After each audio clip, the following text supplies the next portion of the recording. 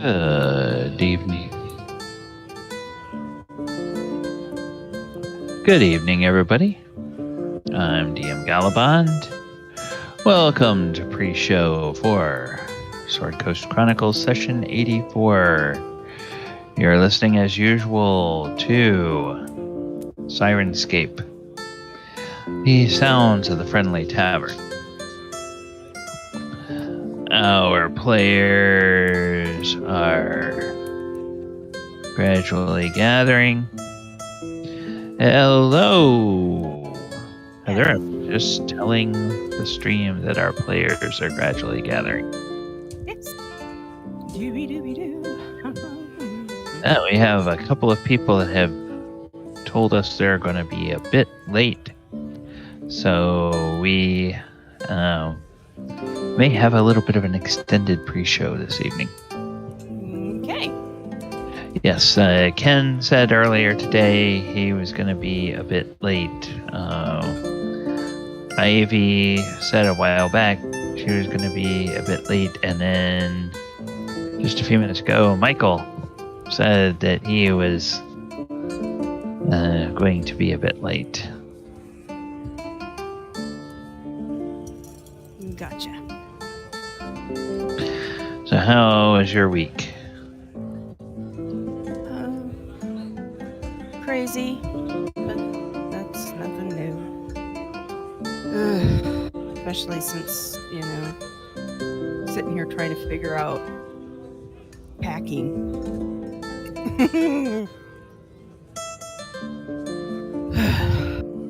Packing up the house to get ready to move.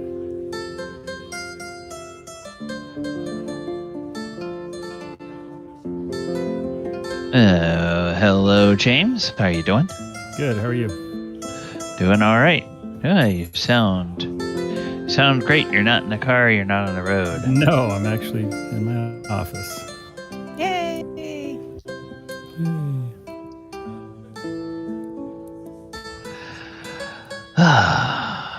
Were we supposed to be logging into a different Nope. role? Okay. No, we've got to Finish up. finish up loot.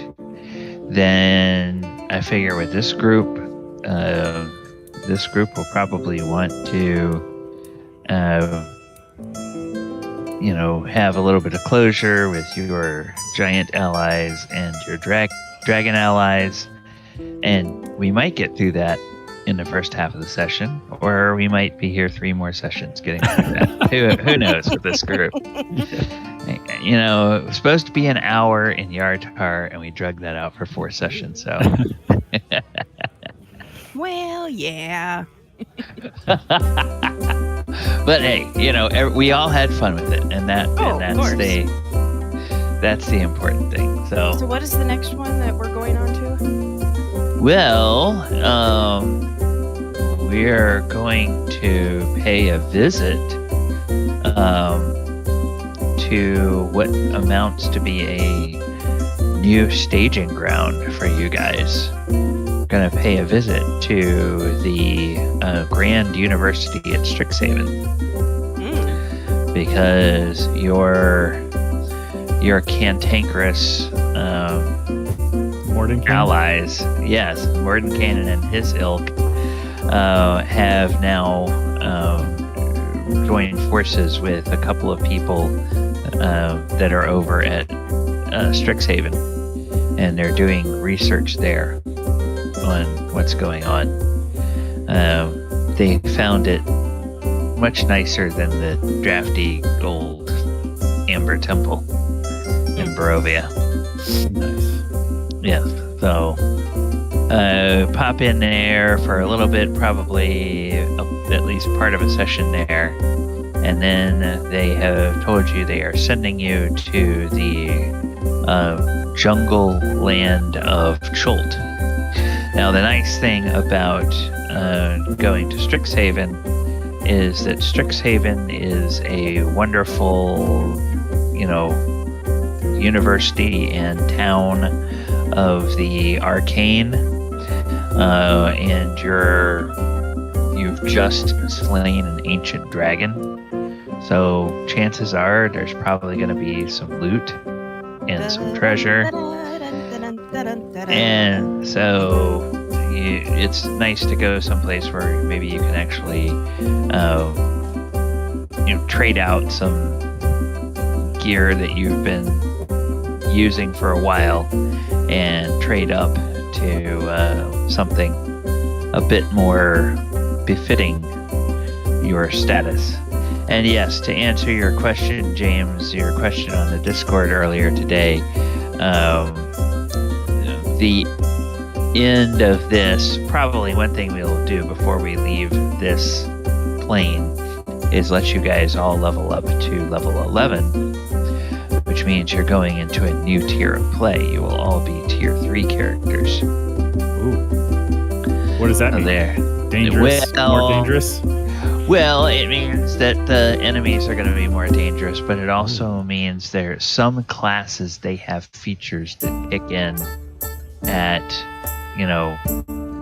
5th level and then 11th level and then 17th level because of, you're going to a new tier of play. Cool. Now, in your case, you may not hit those until character level 12 because of the multi-class. I actually get a nice feature on this next level. Oh, nice. Cool. Hey, Michael. Welcome. Hello. How are you doing? I'm doing all right. Yesterday was horrible. Yesterday, I had sinus nastiness. Just I didn't want to get out of bed, but I did. I ended up sleeping most of the day. It was ridiculous. Ugh. How's the new job? It don't start until next month. Oh, that's right. Everything is complete though. Background check came back. They sent me a little thing yesterday where I had to fill out and say what my internet package is, what I pay, and all that, and how close my router will be to the work computer, and that they'll send the work computer and stuff out on the 10th of April. And then I start on the 17th. I start on Easter, so yeah, I'm excited. Nice. And have they told you how long the training is? Yeah, it's 12 weeks, so 3 months. Oh, wow. Okay. That's nice. Maybe also after training and everything, I get a bump in pay. Would be nice too. Yeah. A lot of times places will have like 90 days, and now that 90 days counts the time that you're in training. Here's my favorite. Oh, hello there, yes, sir. Hey. He's a little bit bigger of a dwarf right now. Yeah. And it'll only last a while, but I've got to do some push-ups. It lasts for 24 hours. It lasts for a full day. Yeah, it lasts for a full day. All right. Such a good workout. All right. Well, now that we have 4 of the players here, I'm going to go ahead and turn down the music on the Sirenscape. And I am going to get us into our recap. Welcome everybody to session 84 of Sword Coast Chronicles.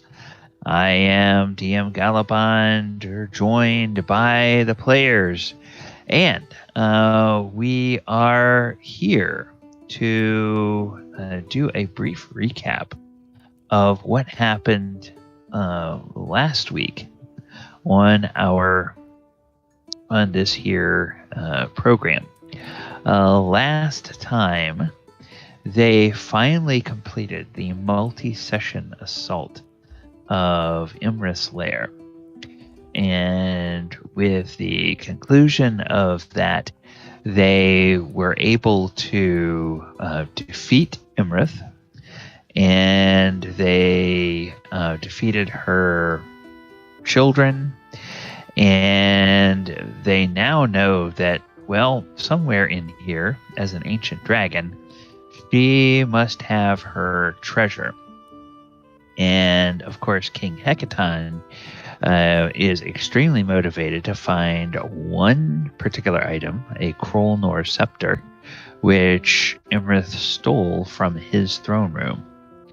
Also, at the very end of the session, there was a discussion, and there are several cultists, Yuan'ti cultists of Dendar the Night Serpent, whose a very huge idol of that evil deity is at the far end of this chamber, and they had been gathering around it doing some sort of unholy ritual to try to divine the future for Iymrith, a ritual that every time they conducted it required one of them to sacrifice their own lives. And they were kind of forced into doing that over and over again because Iymrith did not like the omens that the ritual told her, which is that she was going to fall. Well, hey, we may not like Dendar the Night Serpent, but hey, at least he's an honest broker. I told you. No. Fall was very true. That happened a lot. Yeah. I told you were gonna fall. And the I believe it was Thaldor said, this is a dwarven ruin. Krenraid, do you want to let these people escape with their lives? And Krenraid was like, absolutely not. So I have to take into account that Krenraid was also still enraged, so he wasn't thinking with a level head at the time. Well, my rage is more of a calculated malice at this point in his life. He has developed a lot. He's been on journeys with you guys for a long time. It's more directed. But I am a barbarian zealot in service of Farmakul. We're not the dwarven pantheon. I think the key factor to Krenraid is what he's thinking about is if this is a dwarven statue that's been converted into this monstrosity, then he's going to kill everyone here. Go ahead. Well, can we tell if that cultist was sincere in wanting to just leave, just go away, and not cause problems? You guys are welcome to do. I don't think I asked you all to do any checks, but you all are welcome to do. What is it? We don't have sense motive in 5th edition. What the hell is it? Insight? Insight, yes. You're welcome to do an insight check. Sorry, see didn't mean to have that set as advantage. That's all right. Both rolls are pretty good.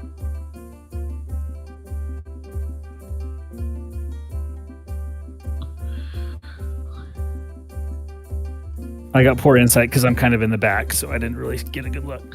Yeah. I'm guessing that Krenraid does not even care to make an insight check. Thaldor, I did. 24. 24. Okay. Well, Mulek, Tak, and Thaldor all believe that the Yuan'ti is being sincere. Krenraid is just kind of smoldering and glowering, and the Rathos over here, the fire giant, looks at Krenraid and nods and says, "Right, that's good enough for me." And he starts to scream, and he starts to run across towards these people. And as soon as he does, the other giants begin to, including King Hecaton, they begin to run off towards these people. And you see some real terror in the eyes of these Yuan'ti, and they all begin to scatter. And when they begin to scatter, then some of your metallic dragons, it's like some of your metallic dragon allies, it's kind of like a cat seeing something move, and they're just like, "Oh, chase!" And so the metallic dragons and the Moonstone dragon get into the act. What do you all do? Neelik's gonna go start collecting those wands that he saw the dragons holding. Okay. Daldo is Alright. going to ask. Priorities. Are Go these, ahead, Thal. Are these columns or holes? They're columns. Okay. Daldo is going to ask Krenraid if I can borrow his axe and slice off Iymrith's head. I'm afraid I don't have an axe. I'm more of a hammer guy. You got a maul. That's right. Thor. About this point in time, Tack pulls out his battle axe and hands it and holds it out. There you But go. of course, it's Oh, yeah. sized for giants, so Yeah, Well, yeah. I'm giant And sized. Daldor is giant sized as well. oh, that's right. Plus, with the 17 strength score, I could swing your axe. I'm gonna assume that they've seen something I haven't seen. and I'm Didn't your charging strength? with them. Doesn't your strength increase with Yes. with Yeah, Yeah. It's just a there's no rules involved because it's a dead creature. And you guys, between you and the giants and the dragons, you make quick work of the Yuan'ti. And what you all discover is there are there are 5 Yuan'ti Malazan corpses, and then there is 1 Yuan'ti pureblood corpse. And that seems to be all of the cultists. I'm removing my giant-sized maul and cleaning it with my giant-sized shoe from a piece of jam I've just created, apparently. Tack I would is start going to walking over towards the statue. Carry on. Tack was going to help get the head off of the dragon. In the meantime, though, he is going to break off one of the teeth and keep it. Okay. All right. That is. That sounds good. I'm just gonna go and open up some more of this area here, so that you all can kind of see what is what. This big statue back here, Krenraid, it definitely looks like it was something else before, but it looks like somebody has used magic. Well, actually, this is Krenraid we're talking to. It looks like it was something else before, but it doesn't look like it's been chiseled into something new. It looks like it's been repurposed somehow. Interesting. So if I would inspect it for any Dowie or Dwarven runes or any kind of, or maybe the kind of rock that it is and things like that. He's a mason, so... Yeah. You find, and this is what's kind of curious about it. There is this big plinth. There is a backside to this plinth, or it's a square thing, and about 3/4 of the way back along the side, you do notice. So let's see. What you looking for? Anything that indicates this was a Dwarven temple. Any Dowie rune or some such. Yes.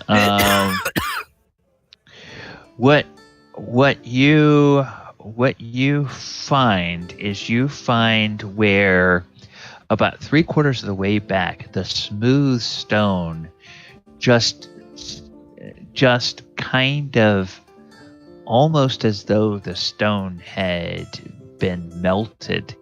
It becomes more square and cut, and in the base of that plinth there are carvings in dwarven runes.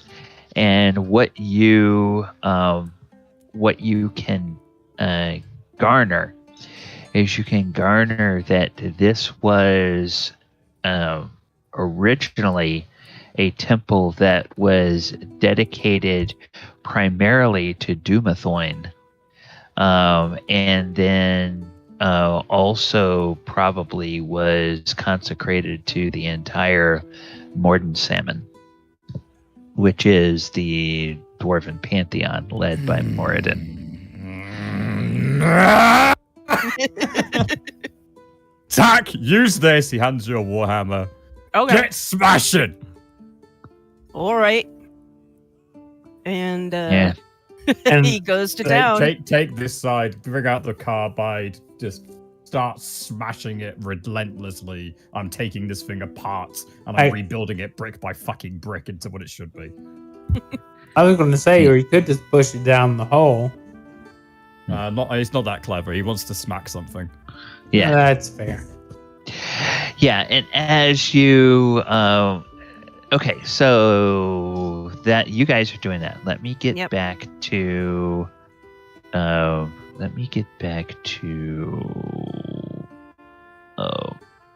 Mulek, because Mulek was and I believe Ken has joined us. Hello.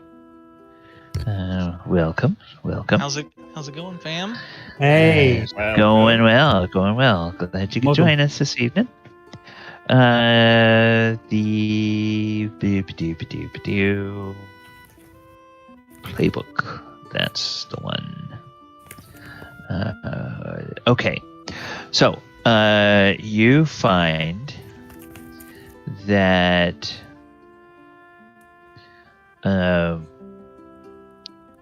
that there is one of the dragons had a wand of fireballs. Okay. One of the dragons had a wand of paralysis. Okay. One of the dragons had a wand of winter. Okay. And then Iymrith herself had 2 wands. One is a wand of binding, and the other is a wand of wonder. Okay. So I can put those into the... actually... I've got them written down. I just need to know... I mean, I'm probably not going to use them anytime soon, but I think they each use... I think a couple of them they use... Oh, yeah. They did, and I believe I still have the little indicator on there. The number in the colored circle tells you how many charges are left on the wand, and those recharge every day. So they're 5th edition. The wands will recharge to a full charge of 7 charges. All right.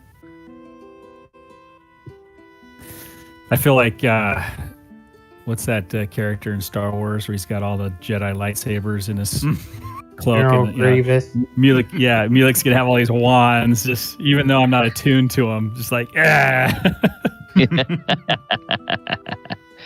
Okay, so let's see. I do that. Salvador looks over at Mulek and goes, "Hey, yeah, can you put this head in your bag of holding?" What? Oh, nasty. I have to get it somewhere, so I need you to hold on to it for a minute. Can you maybe wrap it up? I'll definitely shoot like fireball to kind of cauterize it, so it doesn't get all nasty, bloody, gooey in the bag. solid. That's fine. That's fair. Okay. How heavy is a ancient dragon head? It's gotta be pretty heavy.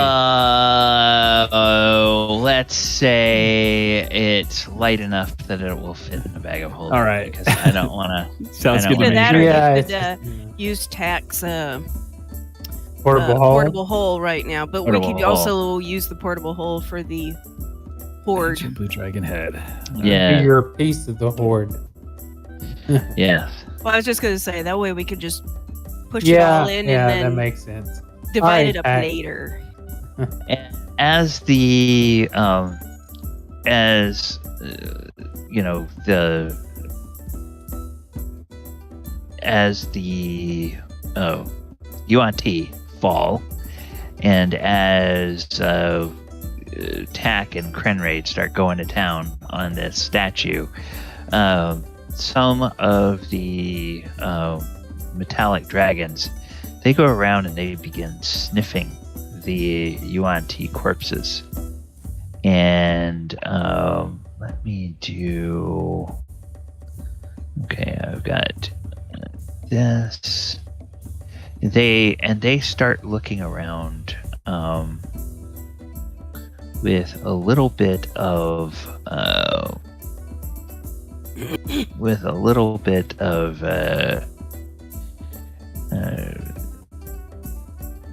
you know, consternation.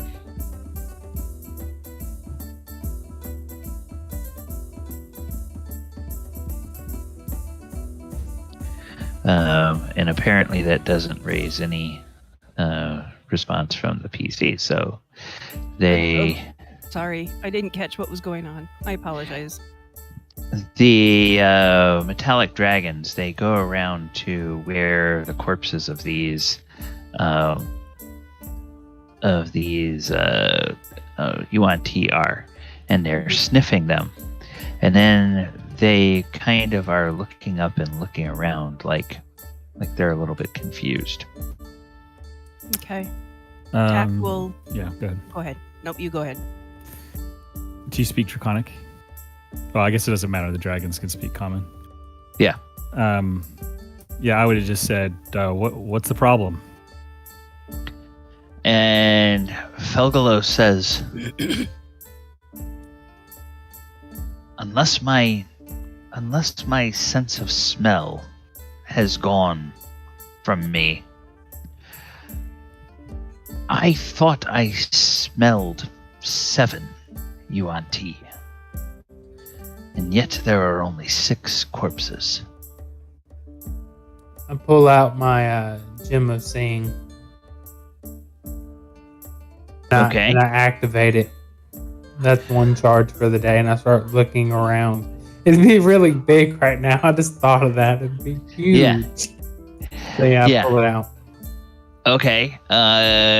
So yeah, he pulls out the Gem of Seeing, and Thaldor begins looking at it. Thaldor, you don't see anybody cloaked in invisibility, but your Gem of Seeing does show you a set of footprints that is going off in this direction. And it looks like boot prints similar to the boots that are being worn by on the corpse of the Yuan'ti pureblood. Which way did I see him again? Heading off towards the east, if you will. I yell over and tell the dragons. They're heading off to the east. This way I see a path of footprints that match the Yuan'tis if y'all want to go check that out. Okay. Then a couple of the dragons go in this direction along with Count Thulin, and then Paledrith will use his ability or her ability to go into humanoid form, and then run off following the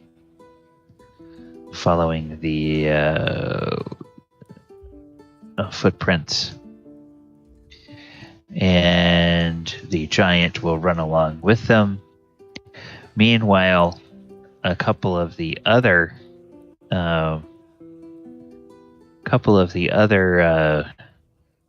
dragons will go a different direction, and they will head down here, back towards the area that you came from. And so they get here, and the footprints seem to end at a mound of sand. And it's a mound of sand that looks like it has piled up underneath a hole in the ceiling, but a hole that is kind of mostly filled with sand. And so Paeldrith and Count Thulin, all right, well, better go tell them. So they will come back, and they will say, well, it looks like one escaped and then was able to use some sort of magic to go up through one of the sand traps that opens up into this chamber from the surface. So whether they teleported away from there to some place, or whether they managed to teleport to the surface, we don't know. Are we right under a hole? There is a hole. There is a hole down here in this area. Oh, that hole's down there. Okay. Yeah.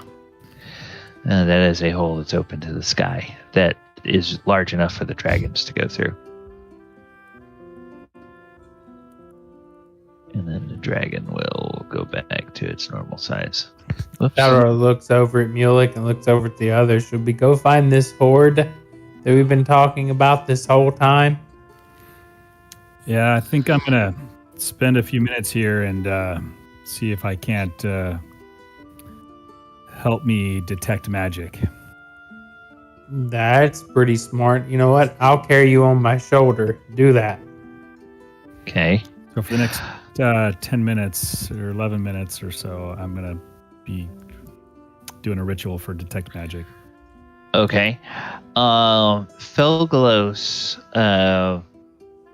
flies up through the hole to the outside, and you hear a couple of roars, but they sound like roars of frustration more than anything else.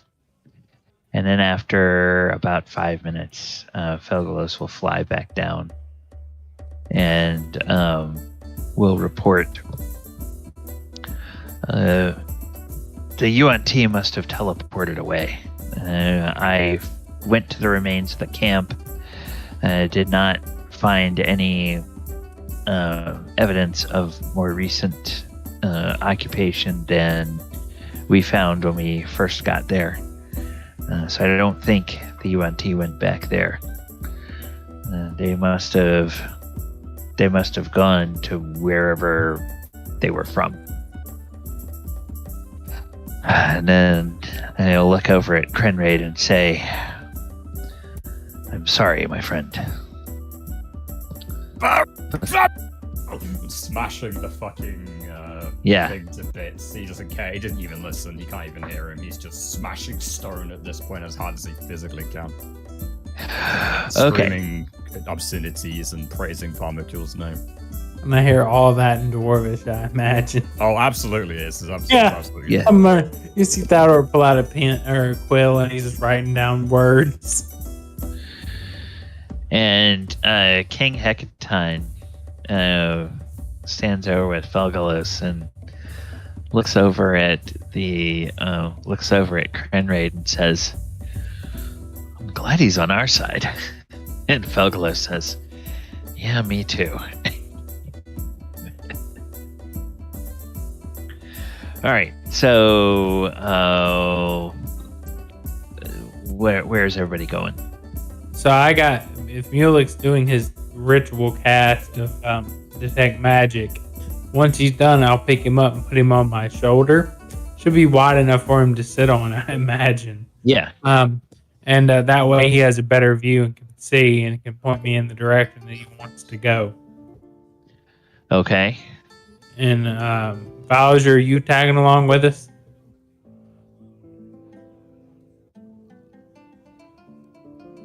Ken? Yeah, guys, what's up? Sorry. Are you tagging along with me and Mulek looking for the Hoard? Yep, let's go Hoard treasure hunting. All right. Okay, which direction do you want to go? That's where I asked Mulek. Mulek, do you see Okay. anything? What is your range? Yeah. He Okay. said he waited until you finished. So what is your range on the detect? My range is 30 feet. 30 feet. You, other than the equipment that you all have, let me.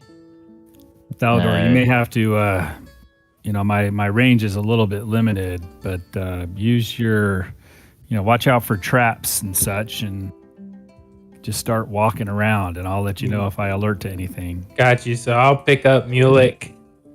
We'll get right here. I guess Mulek, you can, and we'll go this direction.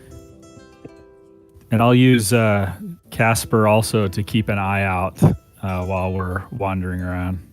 Okay, so It'll alert me you to guys anything. are gonna head off in this direction. Okay, so you will.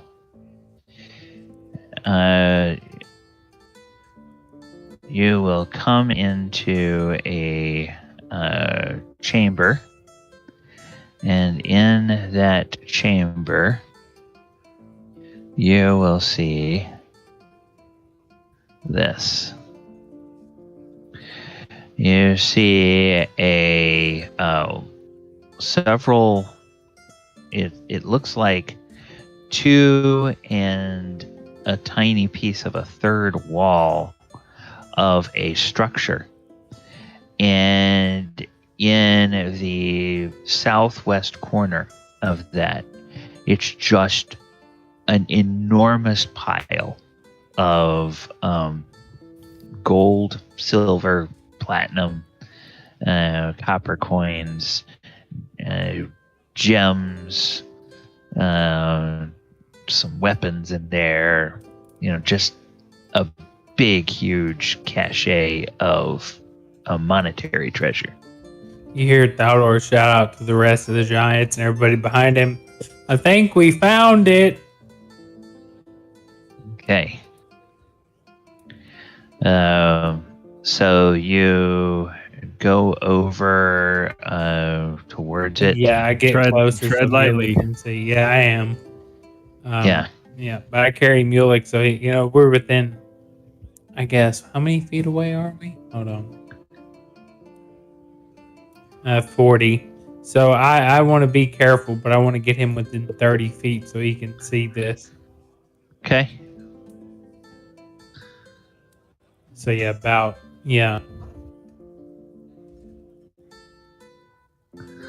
right there. Is as safe right. as I'm willing to get close. Okay. All right. So, Mulek, you get there. You begin scanning the edges of this trove, and nothing appears magical. Okay. And nothing, and I would not have passed anything. No magic aura coming off of the walls, the grounds, nowhere else, huh? No. Okay. So let me. I'm not picking up anything, Thaldor. Unless she hit it somewhere else, which would be weird. Which is surprising. You would think with this huge treasure hoard, she would have some magical items. The other dragons, they will begin to come on in here. They will begin to follow.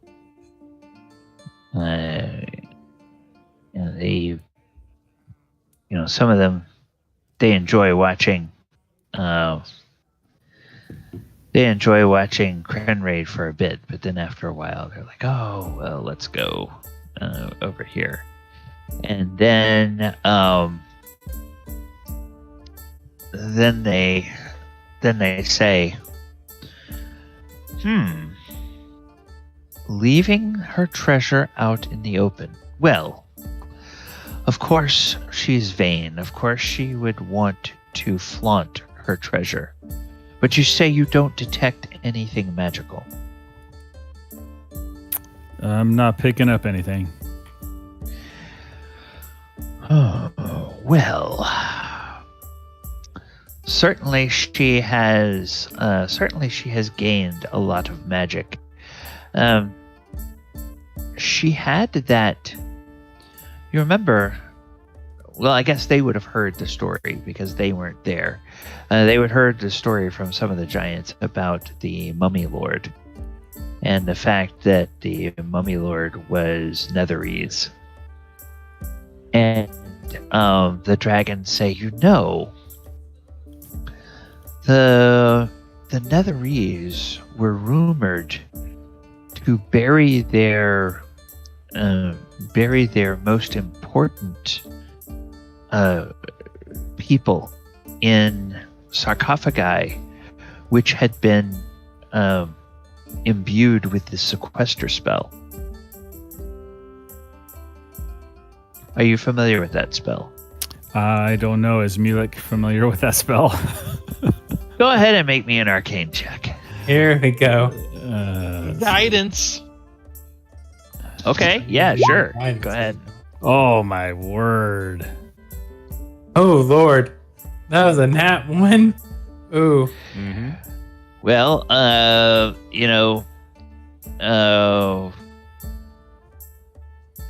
Give it guidance. Thaldor and I'll roll. Yeah. I can guide myself too. It's just a 1d4, right? No, I have no idea. yeah, okay, and Falisher can also think back because he may have heard stories or songs, so he can do either a history check to see if he's ever heard a story or a song about it, or he can do an arcana check to see if he maybe has heard anything about that. So I was about to say my history is double my arcana. I'm gonna it would help to be in roll 20.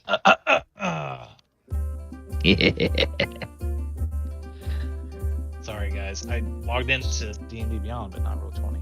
It's all good. So, yeah, glad to have you tonight. This was a thing and came a bit late as well. That's all right. Cue elevator music. Yeah. Dude. Oh, speaking of music, You know what? I'm just gonna. I didn't even use this during the battle. I'm gonna burn a. Whoop. Yes.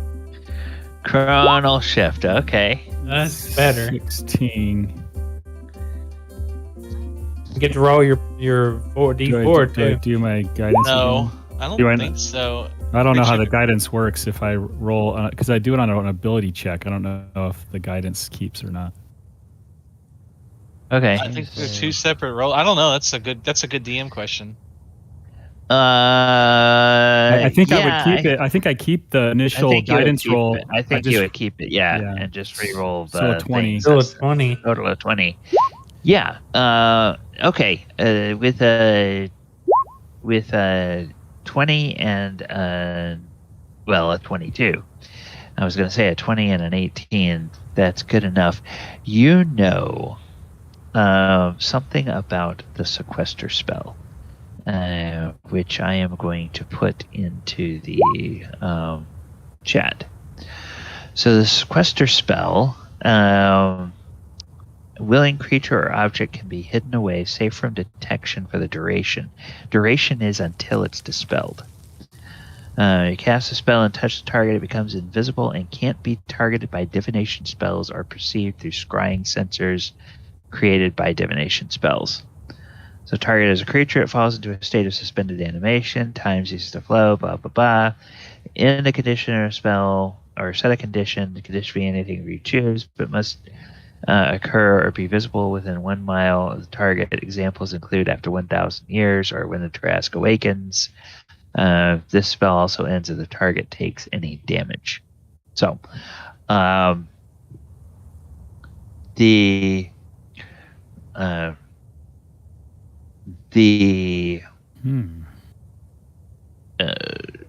sarcophagus that the Mummy Lord was in is probably empty now, or it definitely is empty because the Mummy Lord isn't in it. And if Iymrith has one, she might have more than one, and she certainly was a dragon that could either cajole or bribe or force powerful wizards into putting spells of that nature onto vaults that she might have. And then it would be a simple matter of, as soon as you put those out of sight, then they can't be detected unless you know where they are, or unless you just, unless you do the D&D equivalent of the Lagina brothers, and you just bring in excavation tools and you start digging for them. Or if I just walk around and just cast Fireball at every wall and object, right? Because the spell ends when the target takes any damage. You're not technically wrong, although there may be something flammable. I like his idea. Yeah. That is a genuine use of some spells. I have like a very small AoE. He wouldn't even have to use Fireball. He could use a cantrip and just hit every wall in the cavern. Yeah, Great Bonfire is a great one for that, by the way. Well, Firebolt is a cantrip. So there's a cantrip. He could just point his finger at that wall and go, boom, boom, boom, boom, boom. Keep your eyes out for anything that might look out of the ordinary, and we might roll some high perception checks. Does radiant damage still damage to yeah. objects? If you can target an object, if the spell specifically doesn't say must target creature, then yeah, you can basically chuck it at anything. So, Falasher could just walk around using Word of Radiance, being all like, just like, yeah, pretty much. The fire giant and the frost giant, after a time, they come over and they join Krenraid and attack, and attacking this thing and destroying it. The other giants eventually make their way, including the stone giant that was so damaged in the first part of the battle. They come over here with the rest of these guys. All right, so let's see. Falasher, you're in here with these guys. We still don't have Bell yet, do we? Ivy's not on yet. No. All right, so I am going to roll some dice. I'm going to roll a die for Mulik. Roll a die for Thaldor. Roll a die for Falasher. Then roll a die for some giants. What? That's what I'm saying. What? Yeah, we don't know what's going on. Gonna roll a die for some dragons. Meanwhile, Falazur's just walking around and be like, Mama Deus. Blasting the walls with radiant energy. Watch for traps. And Thalor's just watching him, Don't making sure. Yeah. Don't be careless. Theodore goes ahead of him, and then just like Falazur's behind him, like Falazur's just like, chanting and doing Roar to Radiance. Okay. Just for that, I'll roll perception. Krenraid. That was horrible. Oh boy. After about 10 minutes of banging on this thing, give me a Constitution check. Constitution check. What about attack? He's been helping. He has. Yeah, you can give me a Constitution check as well. Will that be with your bonus stats for being a giant? Oh yeah, size? yeah. It's your bonus stats for being a giant. What are we beating? Which is what? They are physically destroying the statue Right. of Dendar the Night Serpent. Oh yeah. It's a converted Dwarven Pantheon statue, which is triggered Krenraid's zealot nature. Okay. Oh dear. Well, at least All I know right. I didn't do any Well, Yeah. You both are feeling a little bit tired, but you can keep going for another 10 minutes if you want to. As long as Krenraid's not stopping until this is complete rubble. Okay. All right. Throwing Okay. a few, After Divine Furies in there, Yeah. it's radiant based damage. Maybe Farmer could himself. It's even like, yeah, get him, revenge. After 10 minutes of searching, you guys have yet to find anything, but the giants and King Hecaton is like, that scepter has to be here. She would not keep it very far. I want to tear this room apart. Find that. And my lords, help me. You adventurers and dragons, you may do what you wish, but I intend to try to find that. And the giants redouble their efforts, and the dragons, our fellow says, come on, let's help him. And the rest of the dragons, they nod. So they are willing to spend another 10 minutes. What about you guys? Bowser's still blessing the walls here, and Yeah, Theodore's in front of me checking for traps, and I'm just doing this whole priest thing. Okay, Mulek. he's Oh, on my shoulder. No. And well, Mulek is doing. Are you using any cantrips or anything that don't require concentration to sort of? Well, so I probably would have had Thaldor start walking towards some of the wall areas, and I just probably would have just been doing light blast to the walls. Okay.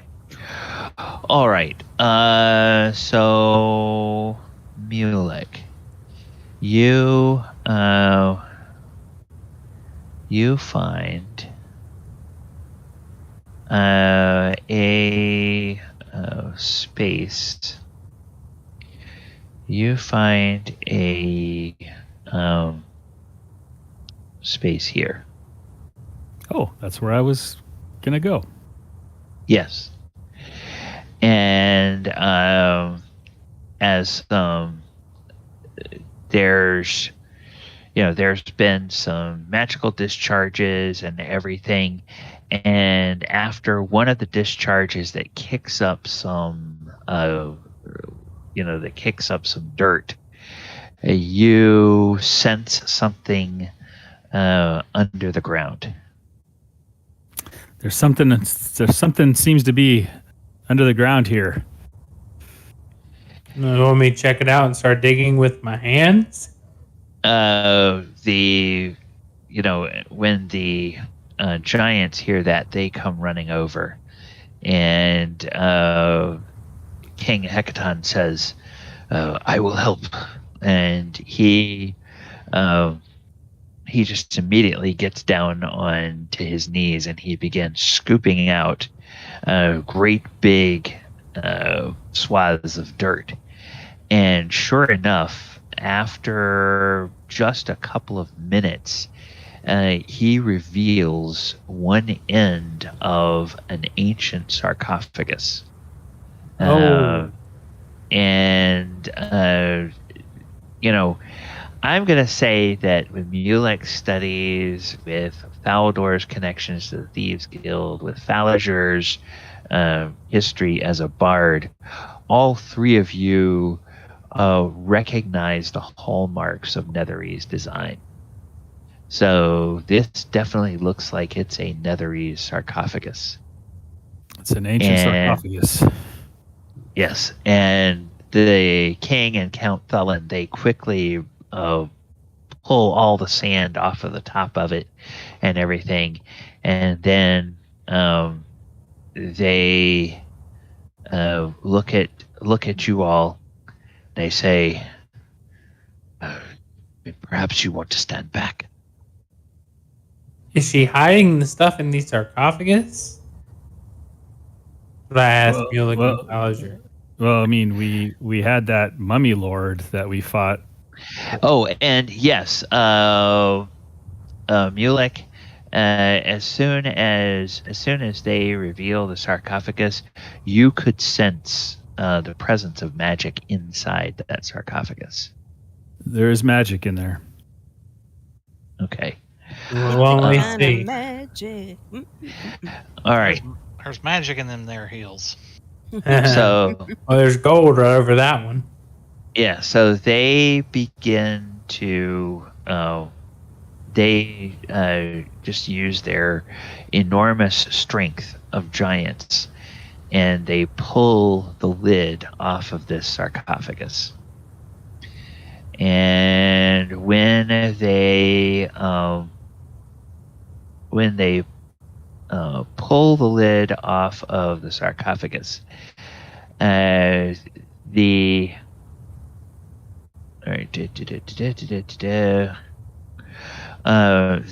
are. This first one is filled with It's filled to about halfway full with coins, and they are gold coins. And then poking up out of the gold coins, there are some magic items, and laying right on top of the gold coins is the Krolnor scepter. Nice. And King Way to go, Hecaton, Mulek. and King Hecaton's eyes, they go wide, and they say, "It's here. It's here." And he takes it into his hand, and he holds it up, and he says, "By the word I gave when we made our bargain to come after Iymrith, I claim this, and this alone, as my share of the treasure from the dragon. I can breathe easily now. And I would like the four of you who are here as players. Or wait, we have everybody except for Ivy, don't we? So let me start with, because he didn't get to do this in the other game. Let me. Ivy gets to roll for me all the time. Can I roll for her for once? Well, I was going to say I'm going to give you the first. Let's see. I give you the first roll, Ken. I would like you to go ahead. Hold on. Let me get to the right stupid table. Magic item table. Come on. Where the hell are the magic item tables? Here we go. All right. Roll me a D100, if you will. 2. Okay. A 2. All right. 92. You. No, Ken got 92. Oh, 92. 92. Okay. Ooh, interesting. Okay. You find. Come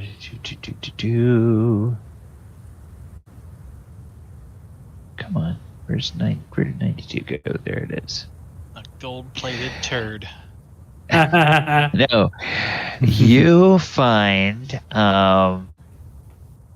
a set of pipes. Ooh. Like a musical instrument.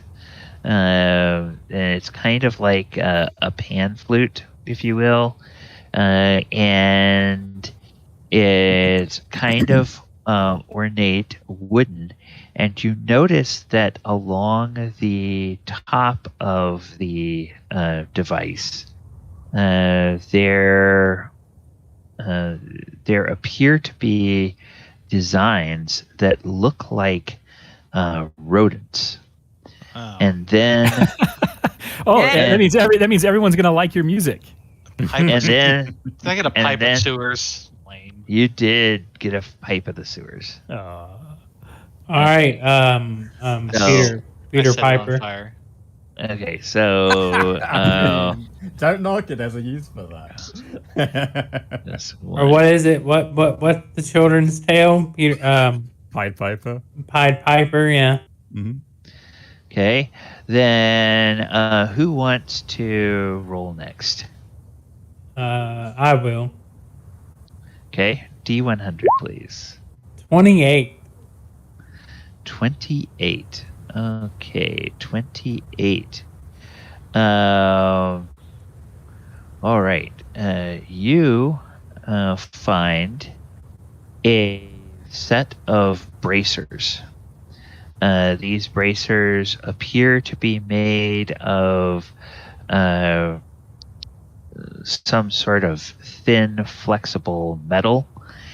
And they have a design on the back of the bracers that looks like a profile of an elvish head along with several arrow points. Ooh. Interesting. I'll hold on to those so I can get them identified. Yeah. Well, there's not. I'm just gonna dispense with that because we have time. Narratively, these identify as bracers of archery. Ooh. Longbows and short bows. Yeah. Too bad it doesn't work with the crossbow. Right. Well, I mean, maybe we can flavor it like Okay. Maybe you could modify it. Maybe. Who wants to make another? Who wants to roll next? Ooh, me. You know, Okay. Get it. Alright. Get it, brother. get it, James.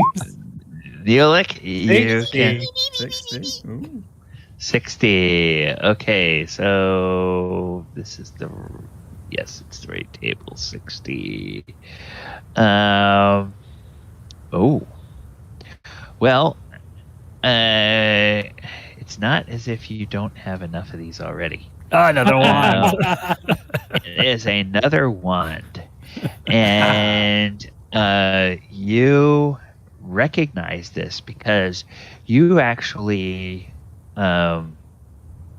were instructed in the use of this particular type of wand in wizard school.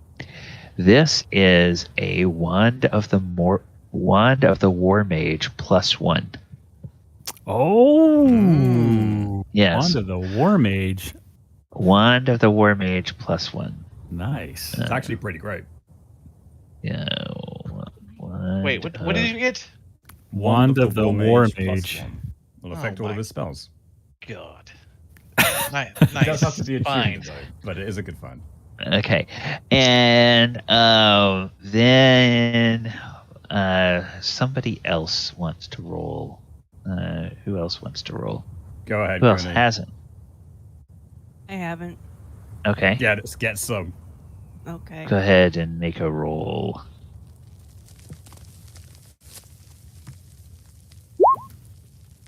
$43. Okay.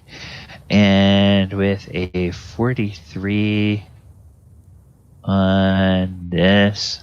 Oh, wow. Okay. This is interesting. Same player, same item, 2 different editions of the game. Because Heather found one in the Saturday night game not long ago. Wow. This is a javelin. Oh.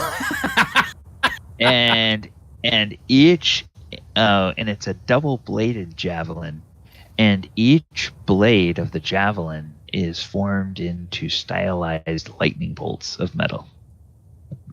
Arguably one of the best martial items that a dumbass brother like myself and you could find. Don't you already have one? I do. Yeah, this is a javelin of lightning.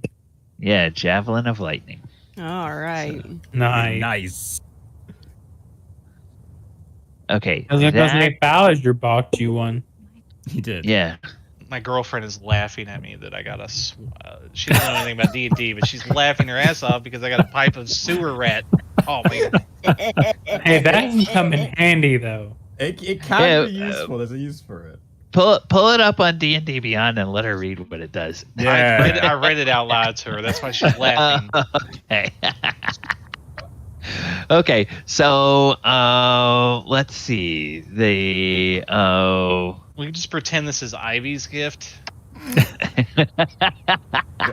you want to roll for Ivy? Ken? See, I think that one would be very good for Ivy. Oh, that's true. I'm hungry. Call some rats. The backseat. Oh my god, Yes. that's so true. It's kind of twisted. The cat woman is hungry. She's like, oh, I'll call some rats. I mean, okay, so It seems very fitting. yes, and in this chest, or in this sarcophagus, I'm having to update this because I forgot to do this. You will find there are 5,000 gold pieces. Does that need to be split, I guess? Well, yeah, I mean, there's that one, and then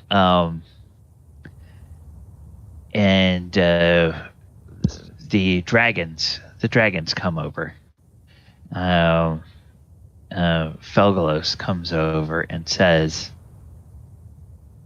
"That can't be all. I mean, King Hecaton, obviously, the Krolnor scepter is priceless, and by our bargain, you are entitled to it. But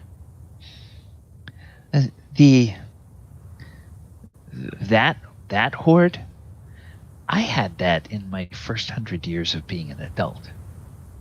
That's rather small to consider that that's all that Iymrith would have.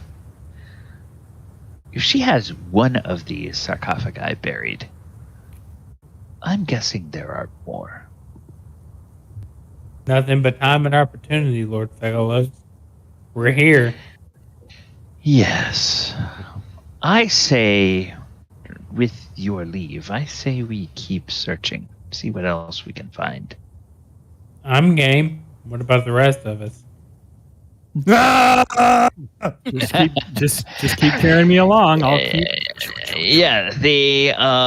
All right. So, it takes about half an hour, and make me 2 more Constitution checks, Krenraid and Tack, please. Okay. Oh, snap.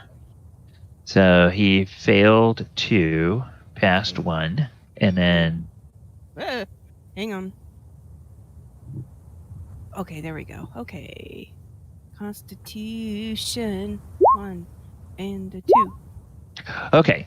So at the end of a half hour, Krenraid, you have 1 level of exhaustion. Worth it. And Tack, because you failed only 1 Constitution check, you don't have any levels of exhaustion. But your arms feel like they're made of rubber now. It's like you've worked in a forge, and you have held a forge hammer, and obviously you're much bigger, and this hammer is much heavier, and you're much stronger, but still bashing it against that stone, and this is not balanced as a weapon, or this is not balanced as a tool. It's balanced as a weapon, which means that with such repeated use, it just is exhausting in a way that even wielding a forge hammer is not exhausting for a skilled artisan who can work all day. So I basically tell Krenraid, let's switch places. Oh yeah, you're done. You're done. Oh, we're done. Okay. Yeah, the whole thing is shattered now, and yes. Victory! Blessed be thy name, O dwarven pantheon! And the fire giant and the frost giant, they both give cheers, because they've been helping to batter on this thing as well, and they both invite you to their hall, where there will be much feasting and drinking, and mugs will be clattered. And I feel better now. I didn't get to beat on that much at the fight. I can see why you giants love being so big. It makes the whole masonry and smashing work so much easier when your hammer is so much bigger. Like, there's another word for that, but I can't remember. Yes, and Rathos says, yes, and as a fire giant, you can imagine the benefits of being able to use, let's say, the heat from the heart of a volcano to help you with your forging work. Makes it go much faster. You just wade right into the lava and do your work there. I could see the appeal. Of course, they're going to make, shifting this over. Hold on. There's one last thing I've got to do very quickly, though, because we've been at this for a while now, and I'm aching for a piss. So he's going to walk over to this pool that they were. Oh, it's a hole. It's a hole. Perfect. Whatever Where they were does it go chucking down themselves to? into. Don't care. Yeah. It. You look down and it gets dark. It disappears into darkness. What Krenraid knows is what they said, which is that this is either a portal to the area or a sacrifice pit in reverence of whatever this god is. He doesn't care. Either way, in an act of sacrilege and of a little bit of anger about this, he's pissing in this hole. Okay, that's fine. I think Kraticus will join you. That looks like fun. The giants laugh, and they it's a pissing match. Yeah. So oh my god. they will go ahead and join you in peeing down there. All right. So then the next question is, let's see. Okay. About the time they are doing that, you guys find another sarcophagus, and then 10 minutes later you find a third. An hour later you find a fourth. 20 minutes after that you find a fifth. 10 minutes after that you find a sixth, and 40 minutes after that you find a seventh, and then 2 more hours goes by and you don't find any. So Hey. you find a total of 7 of these Netherese sarcophagi. So Weren't then there the 7 question. Netheries to begin with? Yeah. Sorry. No, there was only the one mummy lord. Oh, okay. Yeah, we took them out. Yeah. Okay.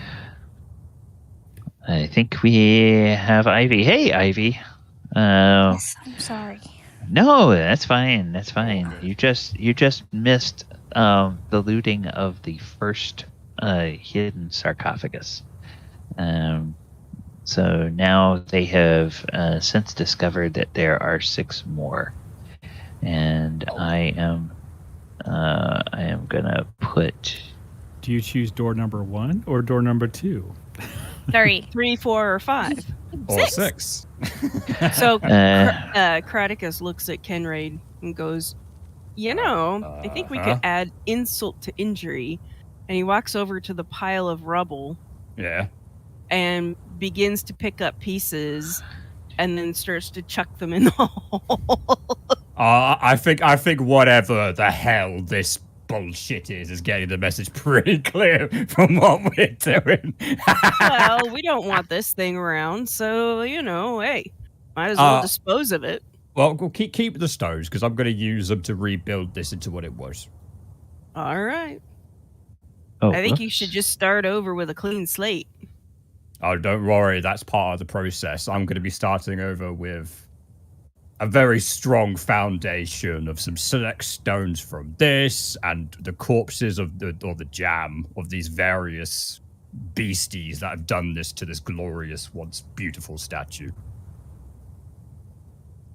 Okay. I think the Dwarven Pantheon would appreciate that kind of vengeance. Mm. All right. So, moving down, we're just going to take these counterclockwise. So, moving down to this second sarcophagus that you guys uncovered, let us take a peek there. This one contains some this one contains All I can say This is one- we're ready to have more money than we know what to do with. Yeah. this one contains platinum pieces. And Our eyes light up. and it contains all right, so it contains sarcophagus 2, 4,000 platinum pieces, and then we need some rolls. Okay, I need Ivy. You weren't here before, so I'm going to give you the honor. Roll me a D100, please. I like rolling things. Or you can choose what Faerun got. Oh, Rolling. Okay, a 7. A 7. All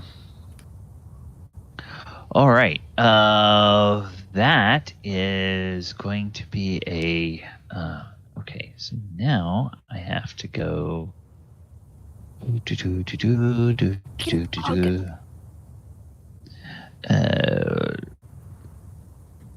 There we go. All right. What? Okay, so 1, 2.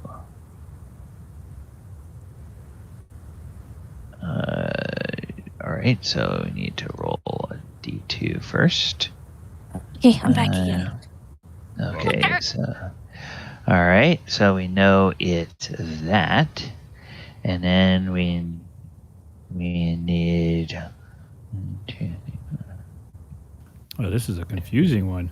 Right, but I can see Faerun trying to barter with her. It's like, hey, Belle, got something for you.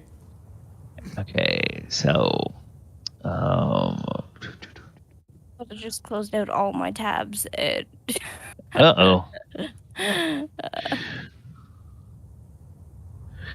All right, so that is that one, which means you find 1, 2, 3, 4. Yeah, Falliger has something that will never let you go hungry. All right, That is true. Yeah, that's true. This one, the first item is a +2 Morning Star. Ooh. Very nice. Okay. Then somebody can make another roll of a D100. Boom. 42. The meaning of life, universe, and everything. Isn't that the 42. same? I think that's going to be the same attack roll. Yeah. Is that another javelin? Attack roll No. 43. No. No. This is a sword. It is a sword that has a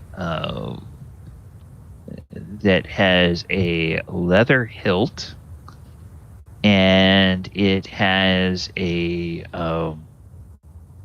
where the crossguard is, it's got a rupee on both sides of the crossguard, and the two edges of the crossguard are stylized.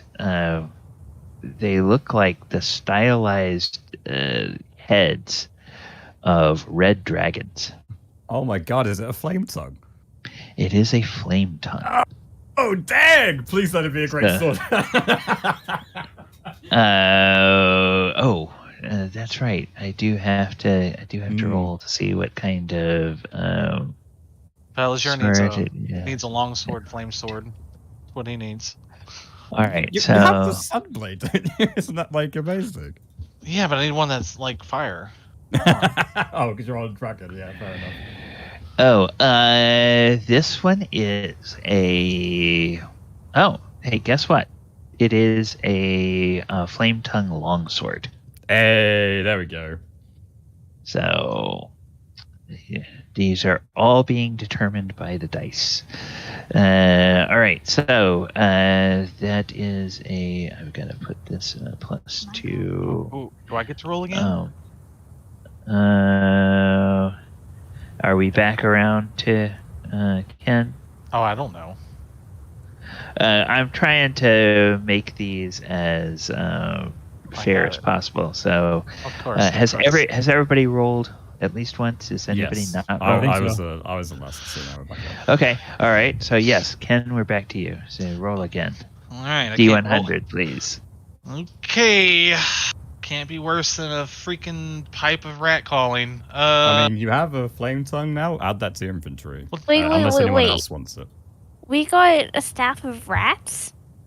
No. Pipe of rats. Close. No, I was about to say, Pipe Belle of the can have a sewers. I got a pipe of sewers. You're never going hungry again, Ivy. Belle can always have a fun chase. Let's Yes. go. I don't know what a pipe of sewers does, but yeah. Look it up. It's Seven. very interesting. Yeah. 71. So let's go back and see what 71 is. 71. This is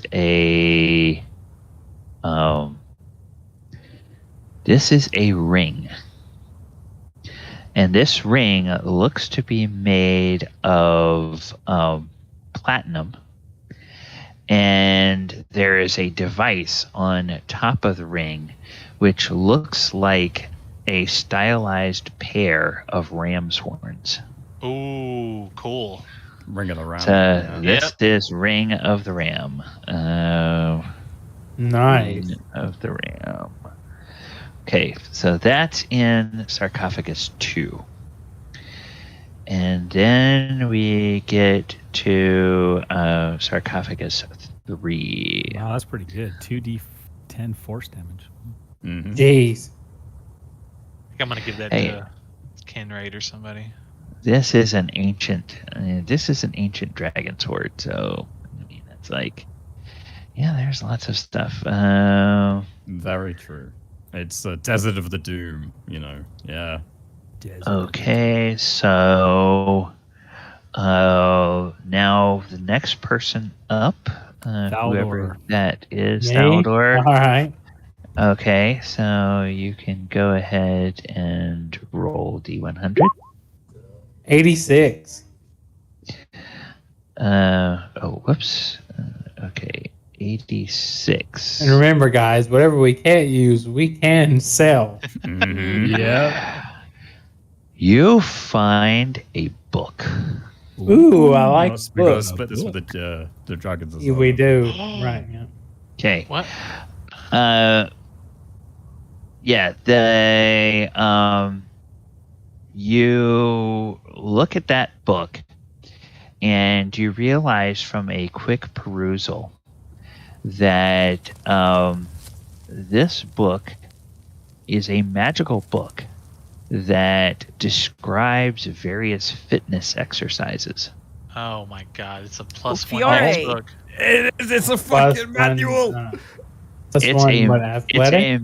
It's a manual of gainful exercise. Ooh, what does that do? That will increase your strength score by 2 if you study it. Whoa. Damn. I think I hell? might know somebody that needs this. And I look over at Krenraid. Hey, Krenraid, do you want to be stronger? I mean, I'm already pretty buff. I work out quite regularly. You got like any workout tips or something? I just might. The hell Okay. of a roll. Nice. Who is next? That would be Mulek. Roll Mulek. thing. So go ahead. Come on, give me a book of charisma. Right? It's on there. I'm. It's a 10, right? If this is like a manual thing. Okay, so with Book of 10, Charisma. That'd be awesome for Faerun. oh, How pick up lines 101. Right. Are we playing D&D or Okay. Fallout? yeah, really. All right, so we. As you know, you're special. SPECIAL. Okay, you find an extremely fancy rapier. Ooh. In Fancy fact, what? A rapier. Oh, In rapier. fact, it is so fancy. It is a rapier +3. Ooh. Damn. Holy cow. Athletic to Nice. use that. Thaldor. That's got Thaldor all over it. And then this one also has some coins. And it has This is the rest of the night, everybody. We just rolling for loot. Right. I won't complain. This We've one been for a lot, has- right? We'll have to get James to do the math to split up all the hoard. Unfortunately, these items are all in with a bunch of copper pieces. So it's 6,000 copper pieces in this one. You never know when you want to order a pizza, and you never have the exact change. So Yeah. it makes sense Right, that you'd want some coppers in there too, you know. Are we supposed to level? Because I feel like our loot table goes up if we level to level 11. At the end of this storyline, yes, you guys will Okay. level up. Nice. So I'm yes, sure Gally will let us know. yeah. Don't jump the gun, Palliser. Huh? Okay, so now Don't jump the gun. So now we have sarcophagus number 4. Ooh, another sarcophagus. There's there's total like- of 7. There's Oh 7. my gosh. Yep. It's an ancient dragon horde of the doom of we the worked desert, hard. Iymrith. Yeah. Yeah. All right. So sarcophagus number 4. Who is up next? I think I that's had Goonie, yeah. Yep. Okay. Roll a D100. Come on, for me, Heather. Heather. Come on. Oh, damn. 84 We could don't be a know good we one. don't know what he's rolling against. So Oh, it could that's be true, good, it could that's be true. bad. 84. Gally's up to something. Hey, let Gally do 84. Gally. Ooh. Ooh. Ooh. You find. Oh, actually, Heather and Ken should know what this is because you guys have seen this in the Sunday game.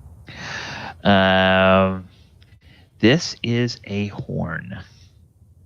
Ooh, what? Oh, that's such a lucky find. And it is a horn that The Gallivers? that you can use to summon 5d4 plus 5 warrior spirits from Valhalla. The Horn of Valhalla. Nice. It's a Horn of Valhalla. And this horn is resting on a bed of 900 additional platinum pieces. Holy crap. You said it's 5d4, so that's the iron variant, right? Yeah, it's iron. Ooh, baby. I remember that. Well, it says 5d4 plus 5 berserkers summoned. Is the iron a good one? I don't understand. It's that's the biggest one. Oh, really? Wow. Yeah. Then let's see. So that is the fourth sarcophagus. The fifth sarcophagus, you open, and inside the fifth sarcophagus, there is a mummified corpse. This mummified corpse is extremely well preserved. And you recognize Mulek almost instantly. You recognize that the reason it's so well preserved is that it has a spell like that gentle repose spell, but it's a gentle repose spell that's kind of been made permanent. And I think gentle repose, I believe, has a limited.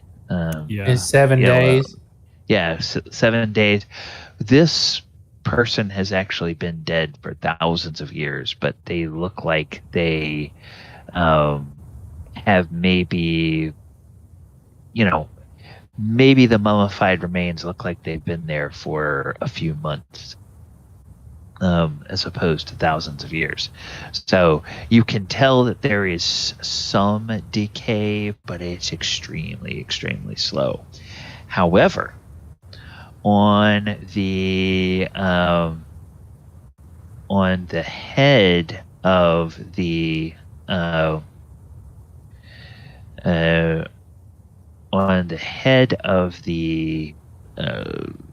mummy, there is a circlet, and this circlet is made of black gold, and it is in the shape of a cobra, and it has tiny black opals for eyes, and it has rubies for fangs. Circlet of human perfection?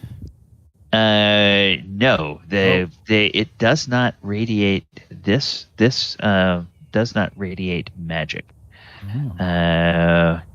However, with I'm gonna see. Let's see, sarcophagus 5. Thaldor. Yeah.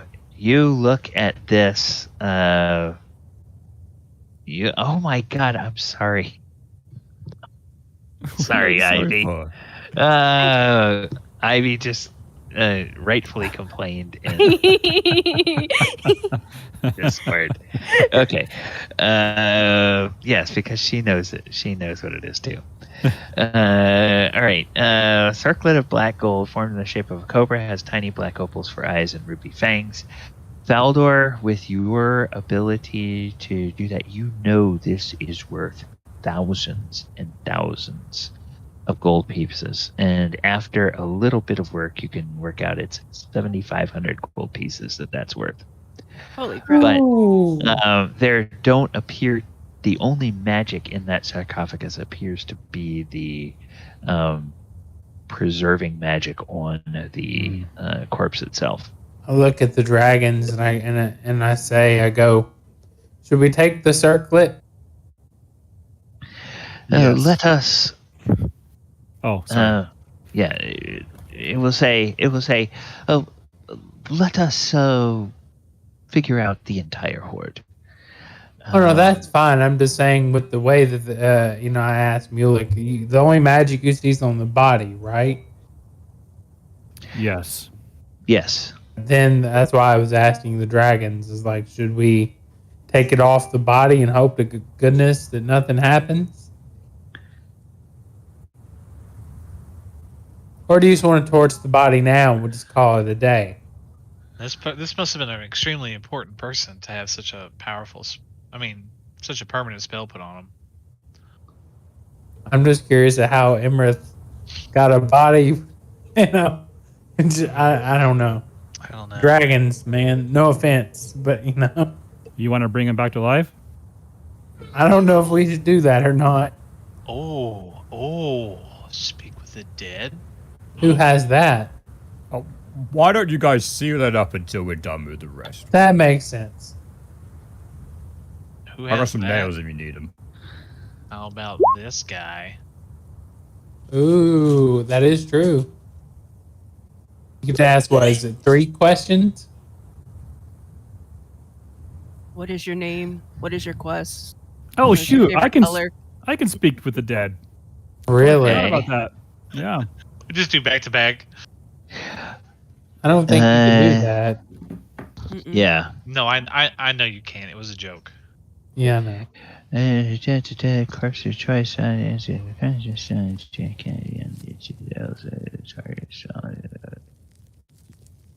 Okay.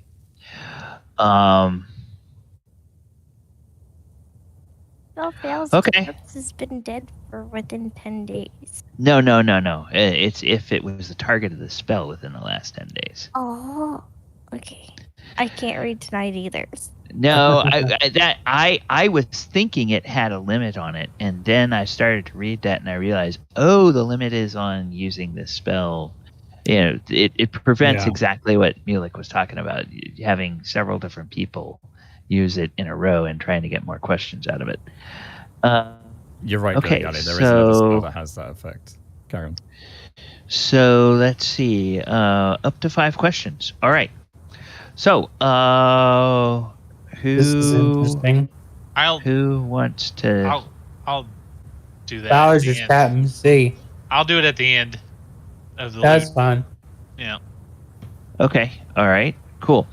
There is a Sixth. the 6th sarcophagus. You open that one, and you realize that the sarcophagus is empty.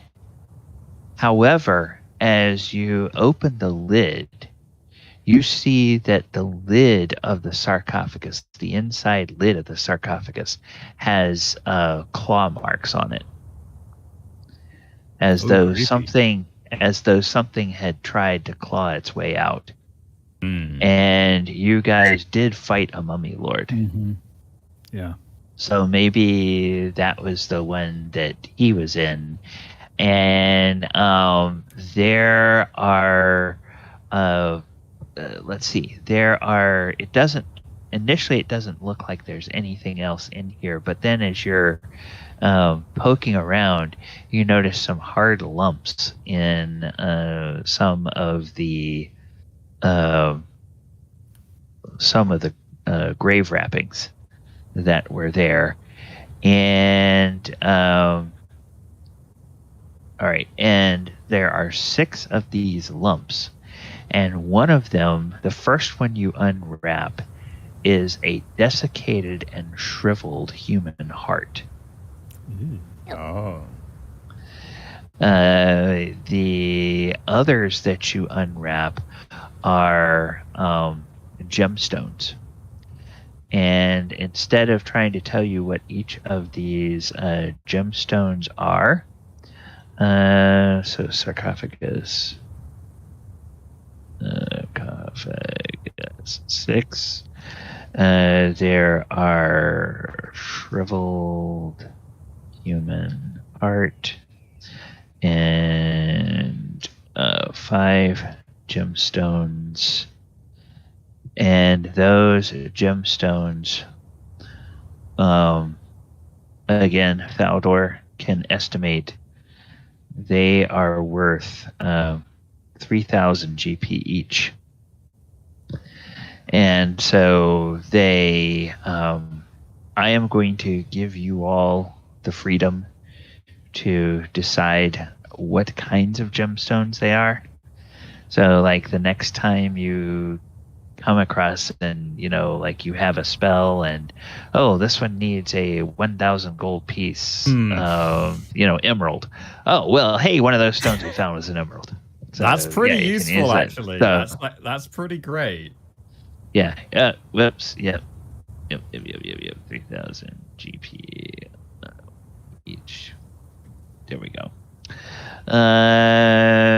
Then the last sarcophagus. The Mulek, something strange happens when the sarcophagus is disturbed. The magical aura immediately dissipates, and so you would surmise that once you guys laid your hands on this sarcophagus, that probably met one of the conditions of the sequester spell, and so the sequester spell was dispelled. And since there was no other magic in this sarcophagus, it is, that aura is gone. Gotcha. So within this one, you find some monetary treasure. Orbital sword.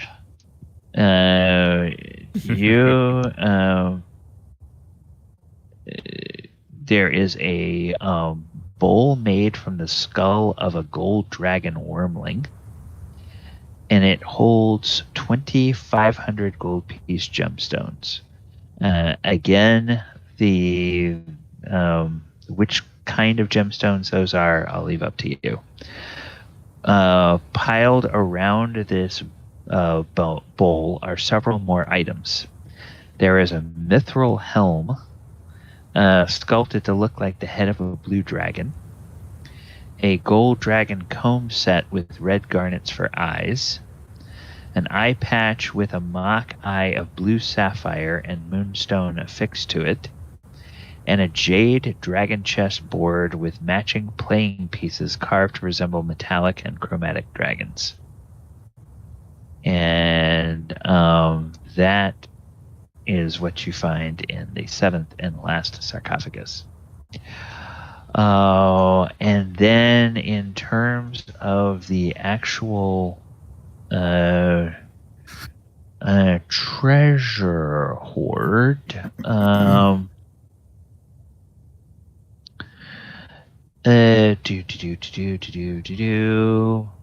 let's see.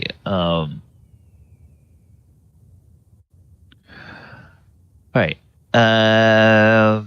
There are coins that are, like I said, it's a mix of coins. The coins in the main hoard, they total to 50,000 gold pieces equivalent value. Okay. And then also in that main hoard, you will find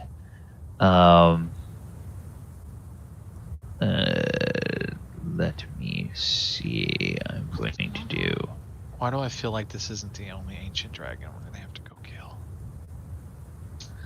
know what they say, right? You fight one desert, doom of the desert. You've got to fight the doom of the ocean, and then the doom of the forest, and then George of the jungle comes out of nowhere, and you got to fight.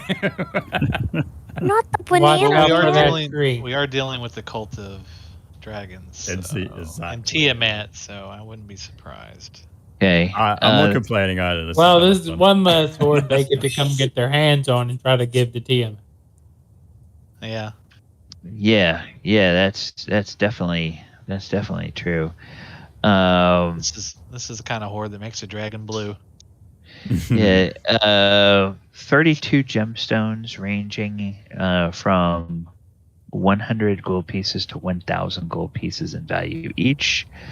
And then there is a cache of let me see.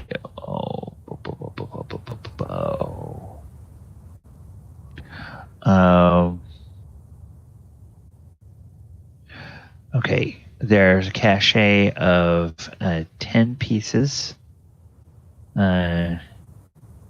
10 pieces of masterwork armor. And there are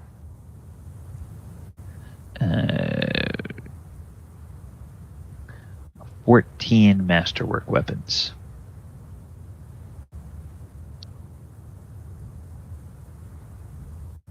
What does masterwork mean? It means that they can be enchanted. Oh, okay. They are not magical, but they can be enchanted. And then, I also forgot this. They're basically weapons that are magic. They're like the pre-form of magical weapons. I guess.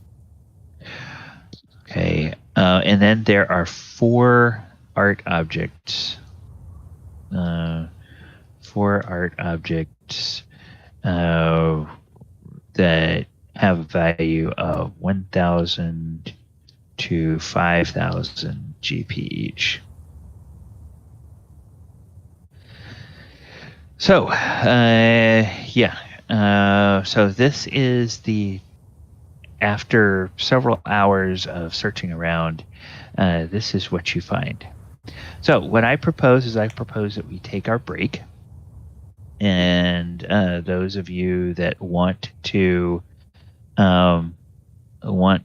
discuss, maybe what you would like to do with that, we could talk about that, and then we'll kind of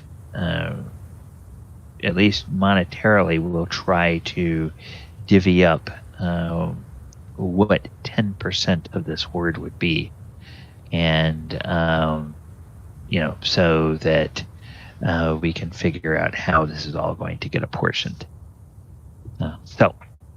All right, players, thank you, and viewers, thank you. Hey, Scary Jerry, thank you for hanging out with us. We're doing our treasure hoard from last week that they found, and we'll see exactly what they discover, or they now know what they've discovered, but now we've got to figure out how this is going to be divided up. Because I was thinking of that. Several giants and several dragons that are all going to want a piece of this horde. All right, I'm going to mute myself. You guys can stay here and chat or go to the off-stream chat channel, and I'll be back in a few minutes. Dang, James is the one running away. I was going to say, that's our math, man. I was going to say, well, I do know that King Hecaton gave the party his 10%. So technically, the party as a whole gets 20%. I think he said that he forgoes his percent for the rod. So. Right, no. Yeah. Well, yeah, here's what he said. He said, look, I will give the party my share of the horde. The only thing I want is the rod. That probably includes the dragons as well, though, so... I don't know. I don't really. I think this sounds silly, but I kind of want the Jade Dragon chessboard just so I can play it with Mulek and nothing silly about that at all. I'm looking at this from No, a yeah. perspective as well. It'd be like an heirloom of Faerun in the future or something. But no or one. something. Oh. Well, Fowler outlived And- most of us. And I would like the Wand of Wonder.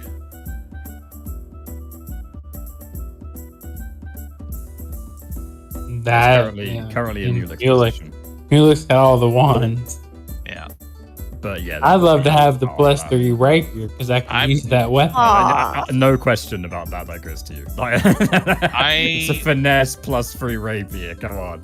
I I was know- about to we- say I have just a normal +1 rapier. I think. I brought it up some time ago about the Wand of Wonder, and I think good old Galley is just being nice. So I would. But I'm have in the talked back more often, so James I about don't it, need but- it. I just don't use a sword very often, so I was thinking that a wand would be a good. I know it sounds kind of silly, me just running around with a wand in one hand and a big ass tower shield in the other, but I think it's There's comically nothing worth. silly.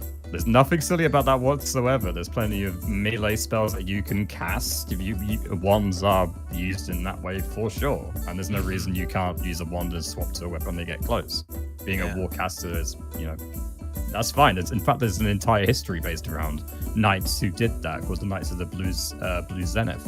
Really, I didn't know that. That's cool. Question: Yes. What's the blonde of fire missiles? The wand of fireballs. Yes. as you can imagine, you can use a fireball spell up to a certain level. A couple No, of no, no. times Like, per day. who has it? Oh, Mulek has all the wands.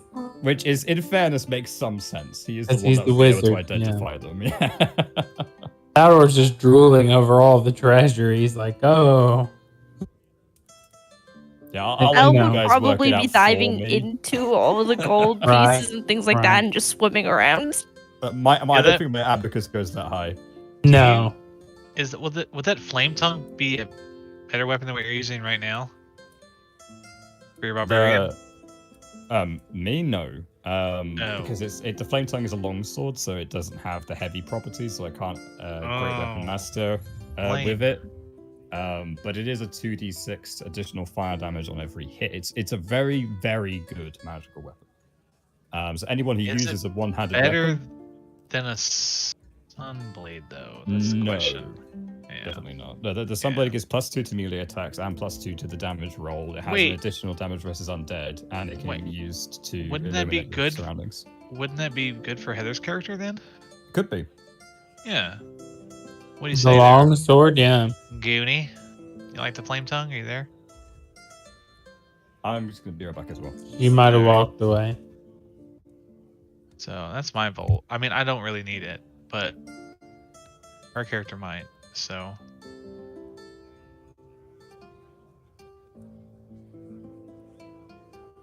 What about that cup with all the dragon heads on it? I feel like giving that to Count Dolan just because like he likes dragons, but he doesn't like dragons. But then James. it hits. Yeah. You're our math guru. You might have to start.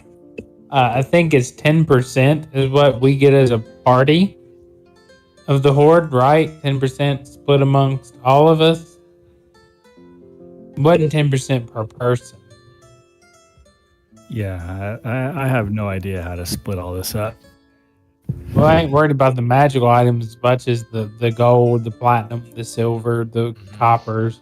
well, that's 'Cause I know- natural. Yeah. Yeah, I know Hecaton said that we get his 10% of the actual treasure because he just wanted the staff. So, I mean, Yeah, I can start dumping into a spreadsheet to see what Let's wait for Gally to get back to confirm about yeah.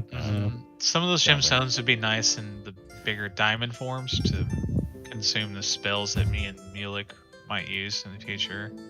Well, the fact that they're gems of any kind Right. at will is actually deceptively incredible. Yeah, I agree. There are lots of high-level spells like Wish or Oh, that's something true. else like that that require gems of all sorts of very expensive natures, and you could just have any one of them at will. The 5 gemstones arguably is actually one of the better things on the list. Oh yeah, for sure. Well, and they don't weigh a lot, right? All this. No, and they can be any gemstone. That's the thing. It's assigned to that thing. So if you feel like in 7 sessions time or whatever, and you want to cast a very high level spell, but you don't have the material components in the gemstone form, well, now you do.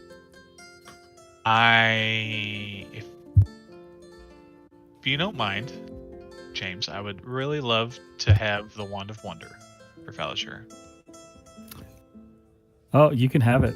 You can't. You have to attune to these wands. There's no way I can attune to all these. I mean, you can. Yeah, it's a good point. This is just me, but I was really. I know this is completely absurd. It's completely homebrew, but I loved the idea of you adding a couple of extra arms to the Iron Golem to IG, and then attaching the ones. Yeah, it would be General Grievous at that point. Yeah. It would be pretty cool. He can't use them either. That's the problem. But he would look cool. The Wand of Wonder is so dangerous though, because you could like kill you could petrify yourself on accident. But that's what I'm saying. Like, I think it would be good for me to use because it's usually just me and Krenraid up front and center. But now with the Tack. Yeah. Tack. So tack. Yeah. I don't know. I thought it would be hilarious. So like Fellishire just runs around and uses a wand. I know, but you could like you could cast a gust of wind. Oh crap! Or you cast. I know that's the whole point. It's like that's it's so random. It's crazy. Yeah, that's what he likes about it. I think. It's good. This is good. This is a good gag for Krenraid. Hey, Kren, want a wand? Yeah. Oh, yeah. All right, use the wand. Okay. It's some random thing happens. You're like, what? I would say that if he wasn't going to get this book of strength and have like a 20. What is your strength? If we give you the book, what would your strength be? 27. Jesus. Oh wait, you couldn't do it anyways because you have to be a spellcaster. Yeah, I wouldn't even understand. Yeah. I wouldn't understand how to use it. Like in character, I'm looking at all of this from a roleplay perspective, personally. Yeah. And a wand would be well and beyond what he could use. Well, the ring he could use. You'd be like, it's a pencil, or you like start a fire with it. That would put my strength up to 17, but I don't really need it. I'd snap it in half and use it as fire. That's what I was asking. What about Goonie? What about your character? Yeah, what's your strength? What's my strength? Uh-huh. How much did we gain with the I'm not sure. It didn't adjust giant? on mine. Was it 9? I think the potion of giant size doesn't actually increase our strength. Or does it? Yes, it does. Supposed to. It didn't do it on my stat. It's a different effect, the potion of giant size. It isn't a typical enlarge or something. I'm positive it increases your strength. As well well as it increases your damage of your weapon you're using too, because it's like you're using a giant weapon. It's not a typical giant effect. I'm trying to remember what the difference is. What is your strength right now, Goonies? 25.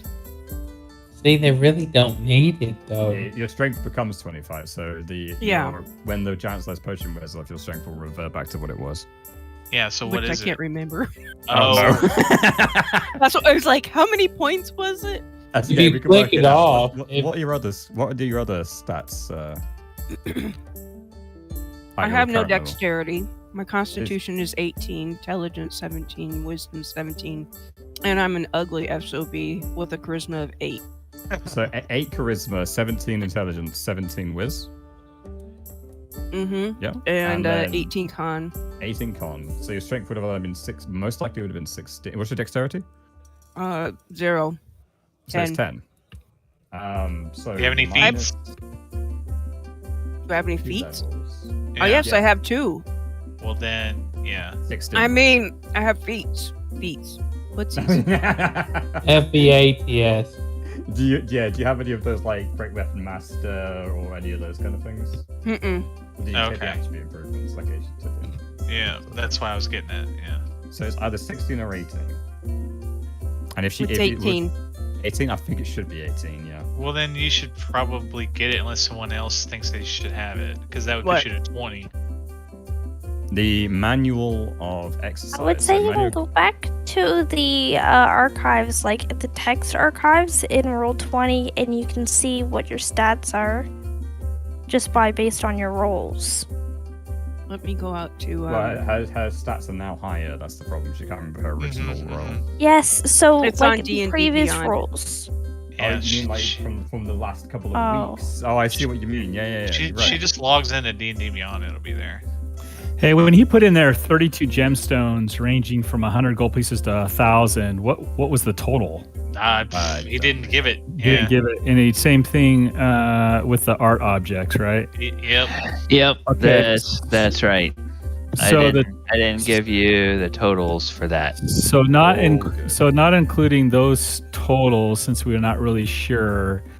All of the cost listed items, and not including the 6,000 copper pieces, it comes to 160,525 gold pieces. That's what I thought.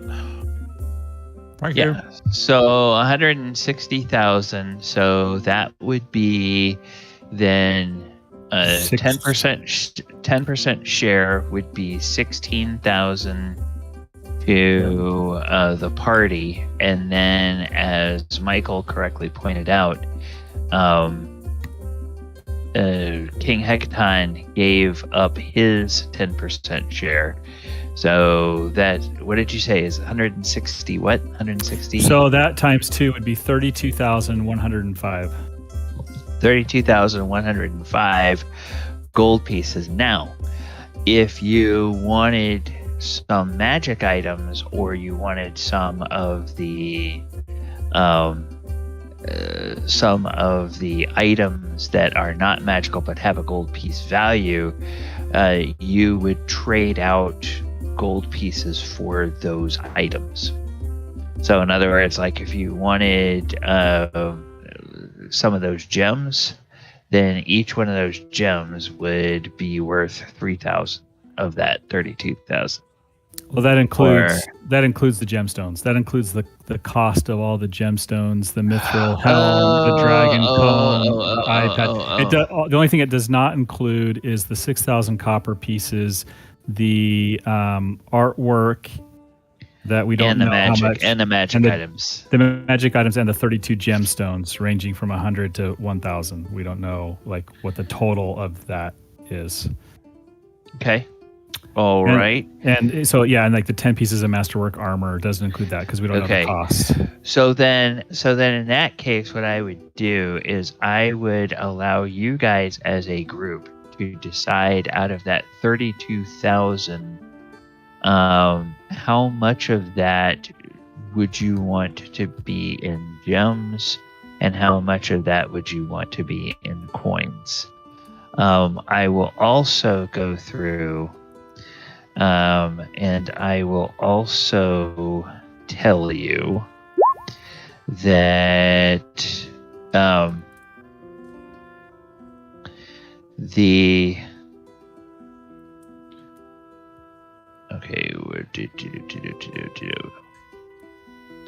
Right, I need to look at a couple of magical items here. Yeah, some of them I don't think have gold values, so you're just going to have to make them up, I'm afraid, Gally. Yeah, I have. Nice. I have that pretty well done. What I'm not worried so much about their value. I'm looking at another quality of these items. To be honest with you, we don't need the book because their strength is high enough. Well, Krenraid's and Ty's. No, she's got 25 now, but she's got 18 base. No, 20. No, she's Yeah, got it's an 18 base plus 2 for racial, so it's a total of 20. So yeah, with your stat block, there's no way you could have it that high. Say what? The 17 in Wiz, 17 in Intelligence, 8 in Charisma. That's remember you guys rolled with my method. You didn't use a standard array. Yeah, I forgot about that. You didn't use any kind of point by. Never mind. All right, but there is a limitation. That for I think for characters, there's a limit of having a 20 in a stat. I believe that's something out of the player's handbook. You can only do it to 20, but there is modifications. Like you can't take. Yep. I know book you. is an exception. Yeah, the book is an exception. I know Just you like can't the belt take. and stuff like that is. Yeah. I know you can't take. Like if you took the ability modifiers as you leveled up, you couldn't go no higher than 20. Mm-hmm. But naturally. But if you had like a modifier of like a book or a magic item, that's the only way you can go above and beyond 20. Yeah, and so as you guys are looking through all of this, Seldrith will come over, and Seldrith will say, "Oh, well, I believe that each of the giants, except for King Hekaton, and each of us as dragons, are entitled to 10% of the total hoard, and then the balance of it will go to the party. I happen to have a dear friend who has who is special friends with a wonderful human family. And this human family has a child that, well, in every way he is the scion of the family, except that he is a bit of a weakling. I would very much like to make a gift to my friend of that manual of gainful exercise. Would it please you all if I took that as part of my share of the treasure?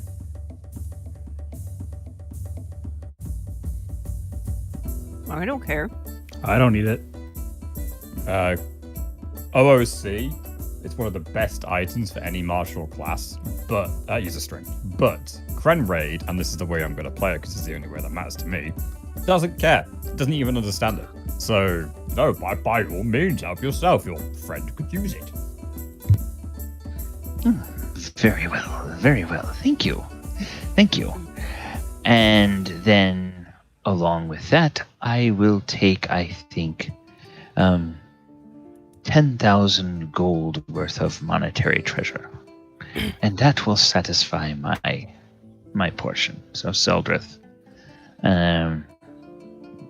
then goes off to count their treasure, and then Zillus comes over, and Zillus begins looking through everything.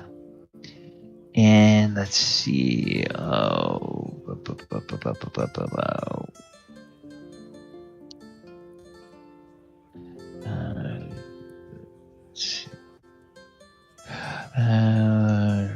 What did I pick for those? Oh, I think.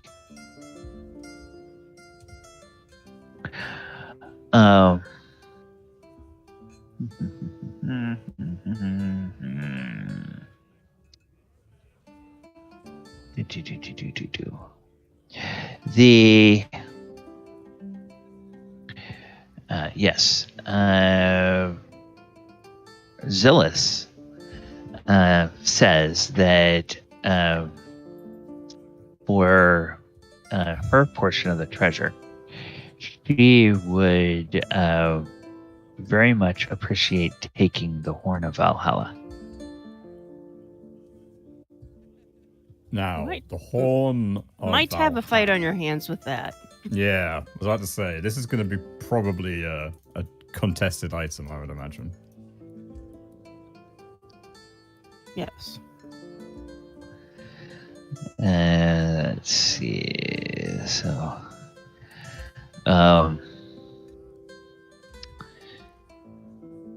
yeah,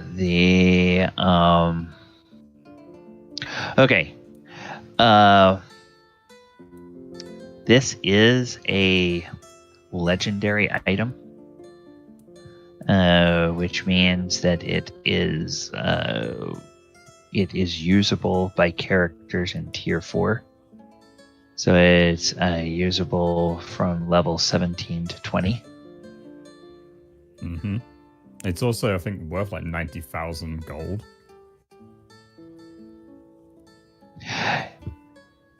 The legendary items are worth a lot of money. Mm-hmm. And Zillus says, I would be willing to take the horn and forego any other treasure.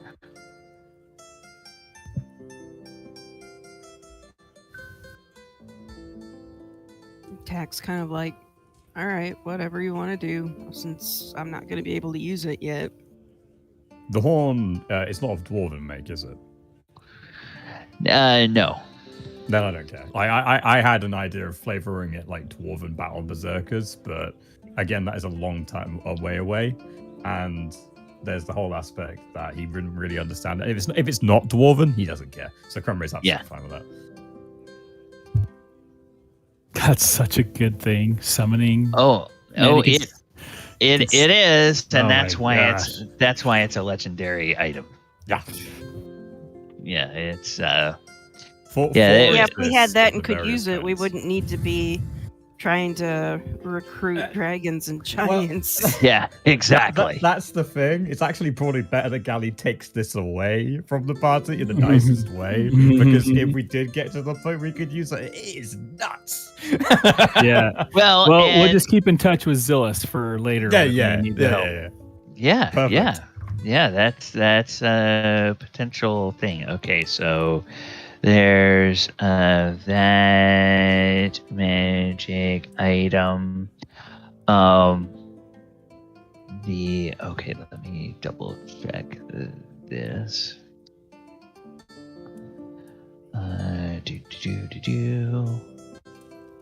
All right, yeah, I think pretty much all of these are.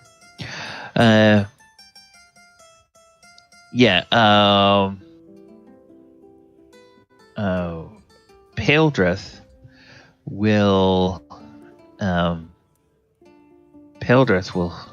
is interested in some of the art objects,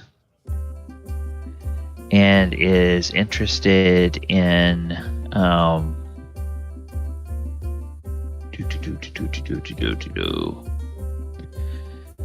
is interested in the mithril helm that's sculpted to look like the head of a blue dragon. Understandably. Yeah. Yes. That's only 250 gold pieces. Yeah. And also is really eyeing that circlet of black gold shaped like a cobra. It kind of has that greedy draconic glitter in Paeldreth's eyes when he looks at that and says, "Ooh, I'd really like to have that." It also That paints a circlet. really cool picture. Like when she transforms into a human form, she could put on the helmet and the circlet and be like a really badass adventurer. Oh yes. So Taldor looks over and goes, I'd be more than willing to let you have the circlet for the gold. And yes, and so Because I know how much it's worth. Right. So for those two items, takes that, and then she'll take a total of 8,000 coins.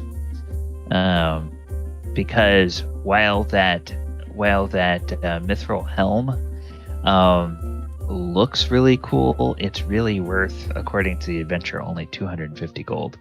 Which is interesting considering the amount of mithril actually in it. Yeah. Right. So. All right. So she took. What did she take? She took the helm and that circlet and 8,000 gold pieces. 8,000. Yep. Okay. And then Felgalos says, "Oh, Count, are you a fan of dragon chess?" And the Count says, "Oh, yes, I like playing it. I like playing it quite a bit." And he says, "In fact, my sister and I have a set of dragon chessboard carved from ivory and a set of very nice wooden dragon chess pieces." And Felgalos says, "Oh yes, but look, this one is jade. Wouldn't that be nice for the drawing room on the castle?" And he says, and Count Thelen says, "Oh, yes, it would be." So they look over at the party and they say, "Would you all mind terribly if we took this to decorate the castle?" I don't know how to play chess, so I don't mind. I don't care. Thalor looks at Count Thelen and Felgalos and goes, "You know what? I have to come to the castle one day and play you in chess." "Oh, certainly. You all are welcome anytime." And then, as long as Count Thelen is there, he will take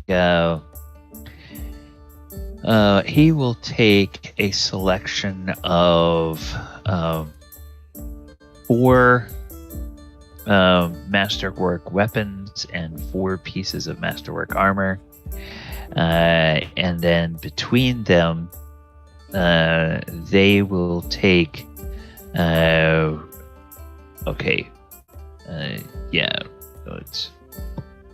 They will take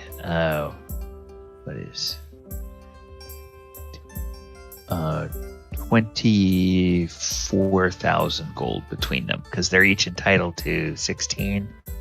But then they take dragon chessboard, and then which eats up 8 of that 32. 7,500, right? So 7,500, and then the masterwork weapons eat up another 500. So then they take 8,000.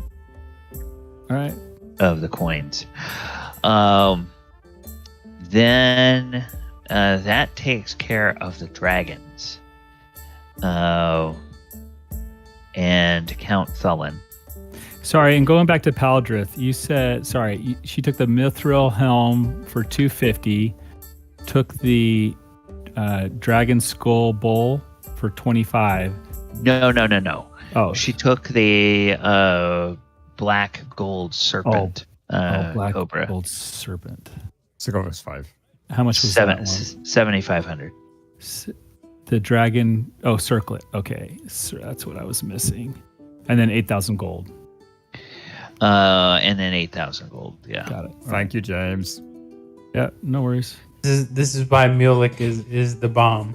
Yeah, so everyone at home or anyone here, if you can get someone in your party that does this, buy them all the chips at the table. Buy them beer. Get them to stay. They must stay. Yeah. Yeah. So we were all in person. No one's taken the dragon skull bowl yet, right? That's still up. That's still in there. That's still there. All right. And whoops, I dragged Tack over instead of King Hecaton. Okay, and so then there's next door. Okay, so then King Hecaton, he has his share. So then these 3 other giants, they each, none of them are really interested in the magic items because those are all sized for humans. And so they will just each take a monetary value equal to a 10th. So whatever that 16,000 and change is, they will take that each. Hold on, I'm still catching up on some stuff here.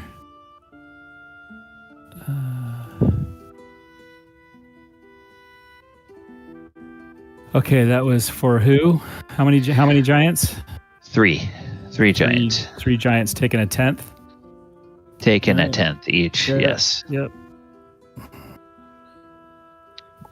So then, let's see. The manual gainful exercise was gone. The Horn of Valhalla was gone. The black gold circlet was gone. The mithril helm was gone. That's so that's all 10, right? That is, and that's 8 plus Hecathorn, and then that leaves us. Yeah, and the jade dragon chessboard with the matching pieces, that's gone. So if you take the value of all of those things out, then what's left, pretty much all of the rare and lower magic items are left, and which includes, surprisingly, all of the wands. It's like the Wand of Wonder, I feel like in 5th edition, I feel like the Wand of Wonder is kind of watered down. Because I think there's different versions of it. Yes, it definitely is watered down. Yeah, in older editions, I feel like the Wand of Wonder was a lot more deadly, both to your enemies and to yourself. Absolutely, it was wondrous to behold whenever the GM or the DM gave someone a Wand of Wonder. Like 100%, there's a lightning bolt that's going to bounce off the room and kill us all, or we're going to, get transformed into bunny rabbits or something. It was in your face. Exactly. They kind of split it up into different ones now. There's a few other ones that are more extreme and less extreme. Yeah, because I was surprised. I was surprised to see that the Wand of Wonder is just a rare item. So it's meant for tier 2 characters and above. So even at your current level, it's an appropriate magic item for you guys to have. It's a very fun gimmick. Yeah, back in the day, it would have been like given like a deck of many things to, some level 3 adventurers. Very much so. All right, so so you have the Pipe of Sewers, Bracers of Archery, Wand of the War Mage, Javelin of Lightning, +2 Morning Star, the Longsword Flame Tongue, Ring of the Ram, the Rapier +3, and the other ones. So, and I'm still showing leftover 63,117 gold pieces worth of treasure. Yeah. Makes sense. Yeah. The Horn of Valhalla and the manual of exercise.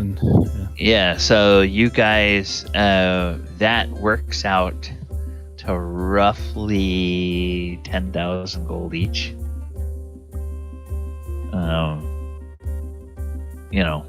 Which you do know that an aristocrat lives in like a 4 gold a day budget, or is it 10 gold a day? And you do realize that now you're about to be tier 3, which means that you are allowed to have very rare items, which you might be able to buy, and you're gonna need a budget to buy very rare items. They're not cheap. There's a very good reason why aristocrats often become adventurers, because sometimes, the wide world has much value to be held, more than they even have. Oh, yeah. Yeah. It's very much a case that in this type of a world, you're going to find a lot of people that become very wealthy by going out and plundering old tombs and killing dragons and those types of things. I mean, and it's an ancient dragon. You're supposed to get a lot of loot from an ancient dragon. Absolutely. So, I feel like, again, just pulling the curtain back a little bit, because I knew that there was going to be a need to split up the treasure among you guys and the dragons and the giants. There's a little bit more in this hoard monetarily than there was, and I felt like the way it was written, it's like, gee, that's all that an ancient dragon would have. It seems like an ancient dragon would have more than that. I think it's mostly because the adventure typically ends. Yeah. It ends at level 11, and they're like, okay, yeah, we don't want to give like all this treasure to level 11 characters, because then they're going to go to another game and they'll just outfit themselves in all kinds of crazy stuff, and they'll be able to kill things that they have no business fighting because of all the magic items they've been able to afford. And it's like, yeah, okay, fine. But when you have other dragons and you have giants to absorb some of that, you can have a bigger hoard and still have it be a nice payday for everybody. All right.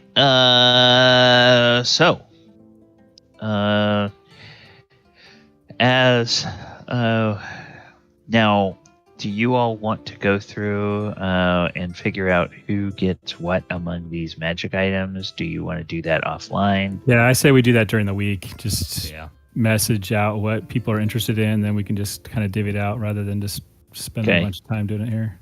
Yeah. If anybody wants, if there's like 2 or 3 people that want the same item, we can, roll for it and see who gets the highest roll. I don't mind doing that. But if we can all figure out who gets what, and then if there's items that nobody in the party wants, you just want to use it to be able to sell it, then when you get to a place like Strixhaven, you guys would probably be able to sell that. True. And get once again, just like with any merchant in D&D, you get 50% of what the value is for selling it. And then you can add that to your kitty and use that towards buying the things that you want to buy.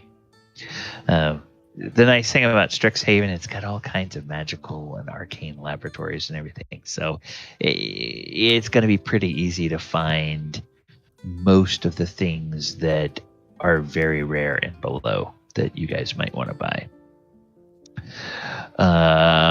So the end of this looting and everything,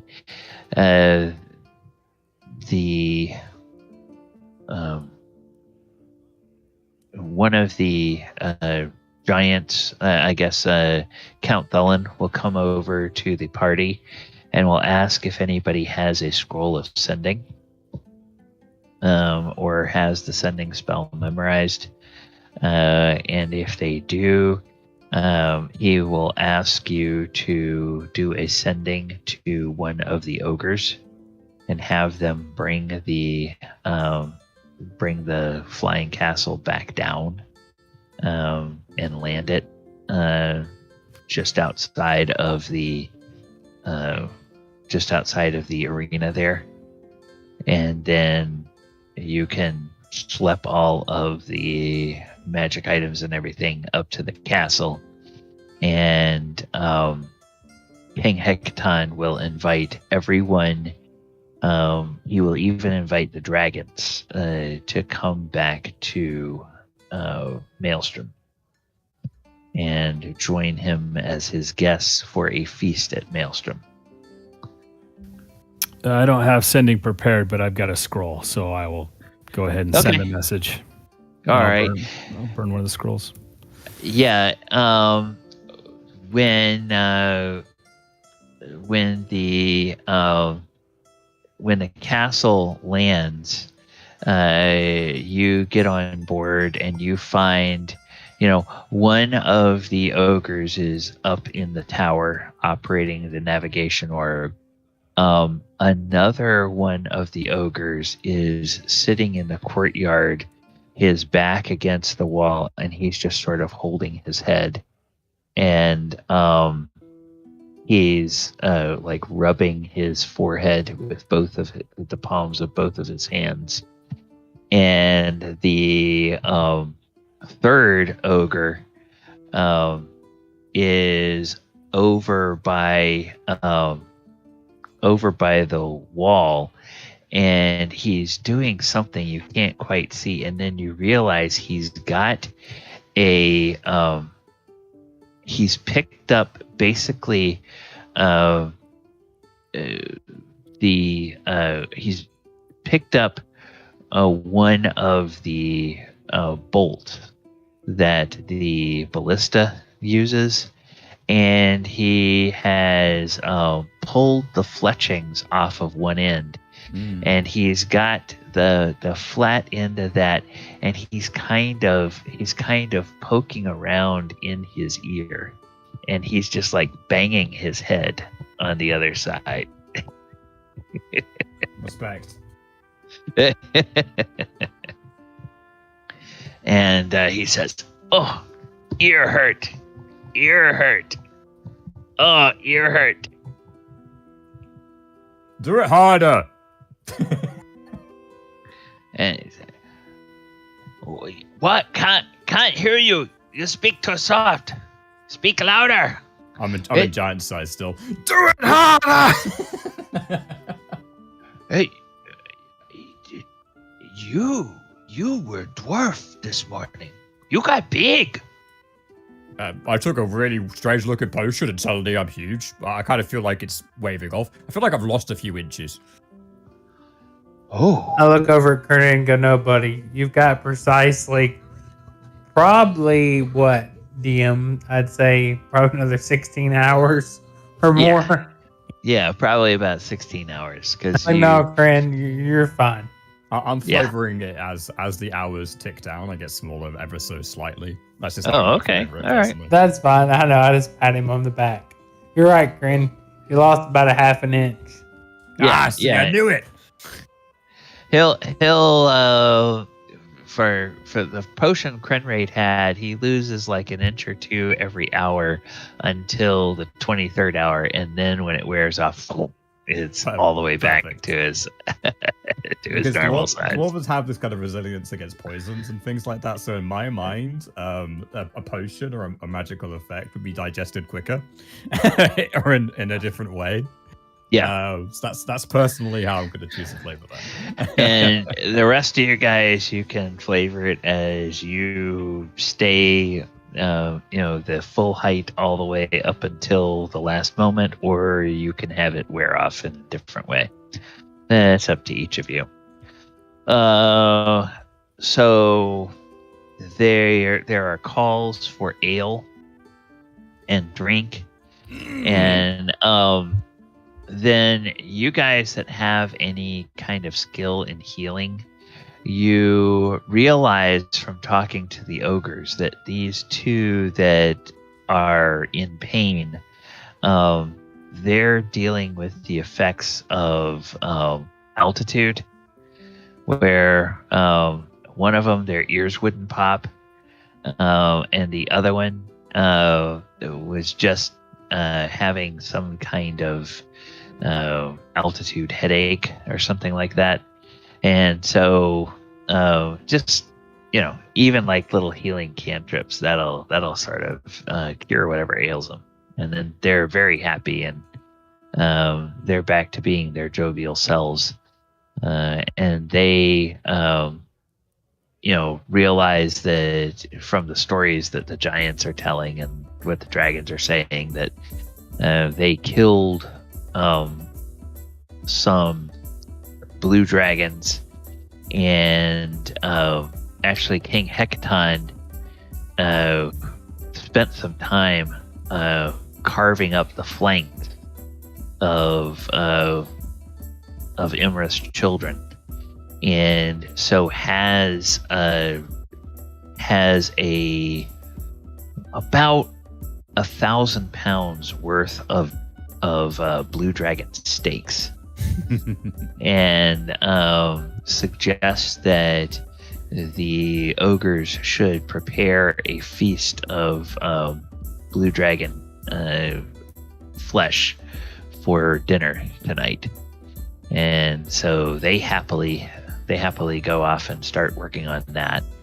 And then he's going to take the lion's share of that 1,000 pounds back to Maelstrom, but he offers the other giants if they want to take some, and even offers the metallic dragons if they want to take some. The metallic dragons, they pass.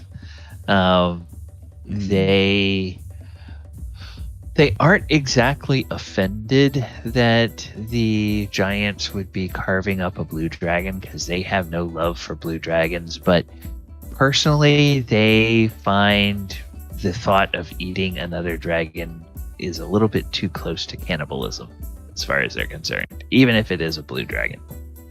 So they sort of politely decline, and at one point you see one of them in their human guise go and talk to the chefs in the kitchen, and you overhear that they ask for, if they could make some beef steaks for the dragons instead of the dragon steaks. The dragons would very much appreciate that. And the ogres all nod eagerly and say, "Oh yeah," and they have like this big whole cow that they get ready to prepare for the dragons. So there's dragon steaks for any of the party members that want it, and dragon steaks for the giants, and then beef steaks for anybody that doesn't want to dine on dragon. I think Tack has some of that good old dwarven ale in a keg in his portable hull. So I know Goonie's not here, unfortunately, should have passed away. But I think Krenraid would definitely be poking at Tack like, "Come on, bring out the good stuff. Come on, give me." Okay. All right. Spring water and beef for you. I didn't think about that. My whiskey bottle in my person would have went to giant size. It does, yes. so Talbot thinks for a minute, being the intelligent man that he is. He says, "Hey, can you get me a cask real quick?" Oh, sure. And the giants the ogres bring a big cask to you. So I pour most of the whiskey off into the cask and cap it off. So, right. And then I just take and pour about a giant-sized glass for the people around the table. And then that would be the end of that whiskey bottle. And I just place it down on the floor next to me and raise up a glass and go, "Cheers to a great adventure in the slaying of Iymrith, the scourge of the desert, and sharing in this magnificent feast and hoard." And of course, Thaldor's having a dragon steak. Ain't gonna lie on that one. All right. And to the reclamation of this dwarven hold. Yes. Barakun Zungi! So, let the dwarves reign in Dwarvish. Carry on. Oh, cool. So Krenraid, would you be having dragon steak? Oh, 100%. I'd eat as much as my enlarged stomach could take. Okay. What about Mulek? Would Mulek dine on dragon? I'll just have the normal beef. Beef, okay. Yeah. What about Fallister? Would Fallister eat some blue dragon steak?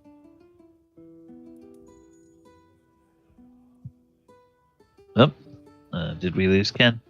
Probably gotta be a sec. He's still here. Yeah. So they okay. just good, yeah. All right. So I guess we'll say that we'll just say, unless he tells us otherwise, that Fallister would have dragon steak. And there is much merrymaking. Everybody asks Fallister for music, and Fallister plays some songs, and all of the giants and the dragons in their humanoid form, they all join in with the singing of the songs, and then King Hecaton asks for a tune, and at first when he asks for it, Fallister's not familiar with it, but then when he hums it, he realizes, oh yeah, that is a tune that I know, but I knew it by different words. And so he begins to play the tune, and King Hecaton begins to sing, and he will sing a part of a verse, and then he'll get everybody to sing along the same words with him. And after a while, he teaches you guys. And so we go through that song. And then when that song is done, he points to one of the dragons and he says, now you name a song that we can all sing. Yeah, and a song of your people to celebrate this great victory. And so that one would be Seldrith. And so Seldrith names a song, and that's one that Fallister knows. And so he plays, and Bell joins him in playing, and they everyone sings along with that, and it kind of goes around the whole table. And then eventually they get to some of you guys, and any songs that you want them to play, they'll do that. And the revelry goes on late into the night. And all those of you who have been imbibing are feeling the effects of the whiskey or the ale or the wine or whatever it is that you've been drinking. And then suddenly in the middle of the table, there is a flicker.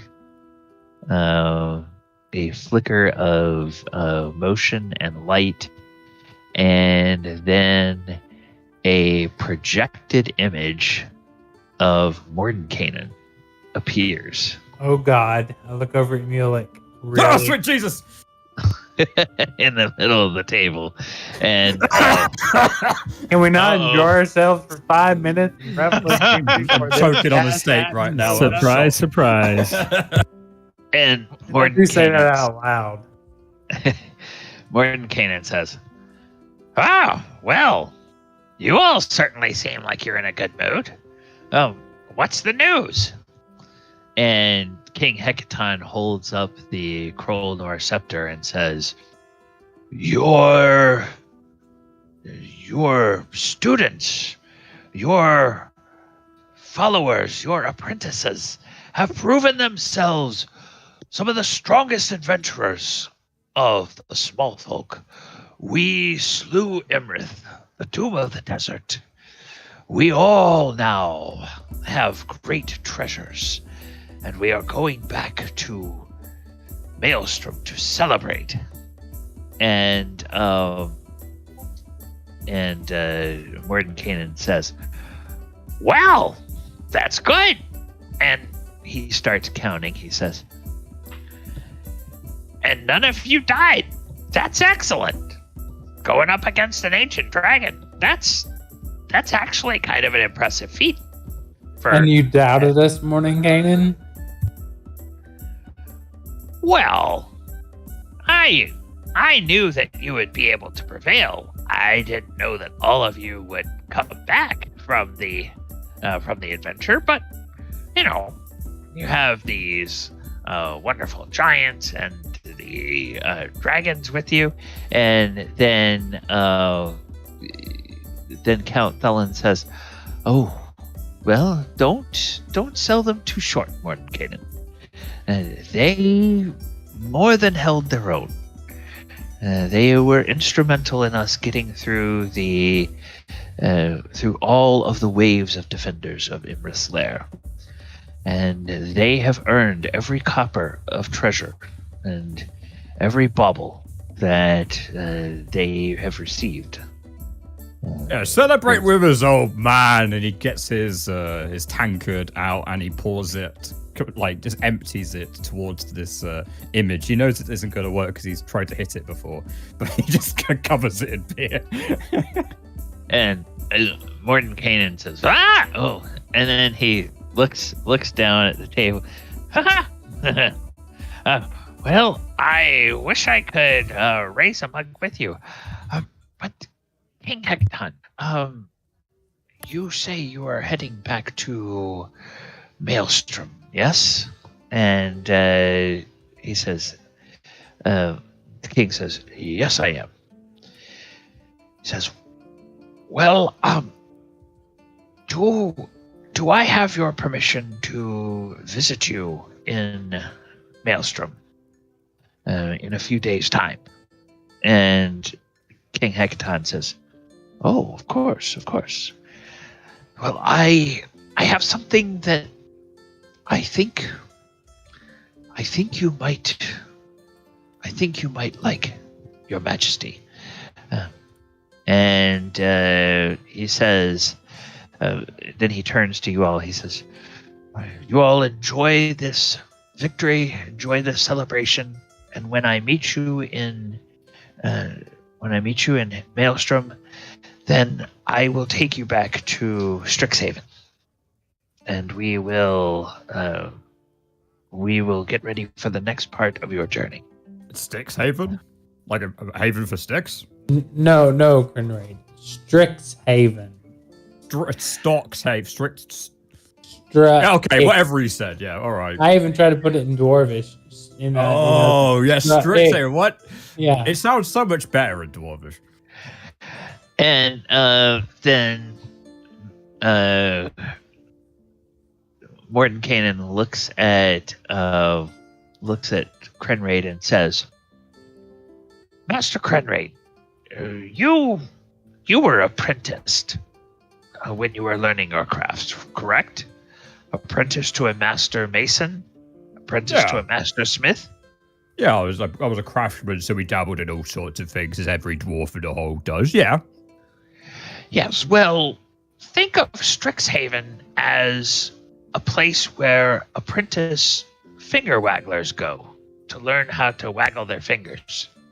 Wow. Oh. Outdoor smile and start giggling. Does that mean that's where that's where Mulet went then? Mulet, did you go to Strixhaven? No, I have not actually been to Strixhaven. Ah. So not every finger waggler goes to the Strixhaven. Oh, no. It's a very special place. A very special place.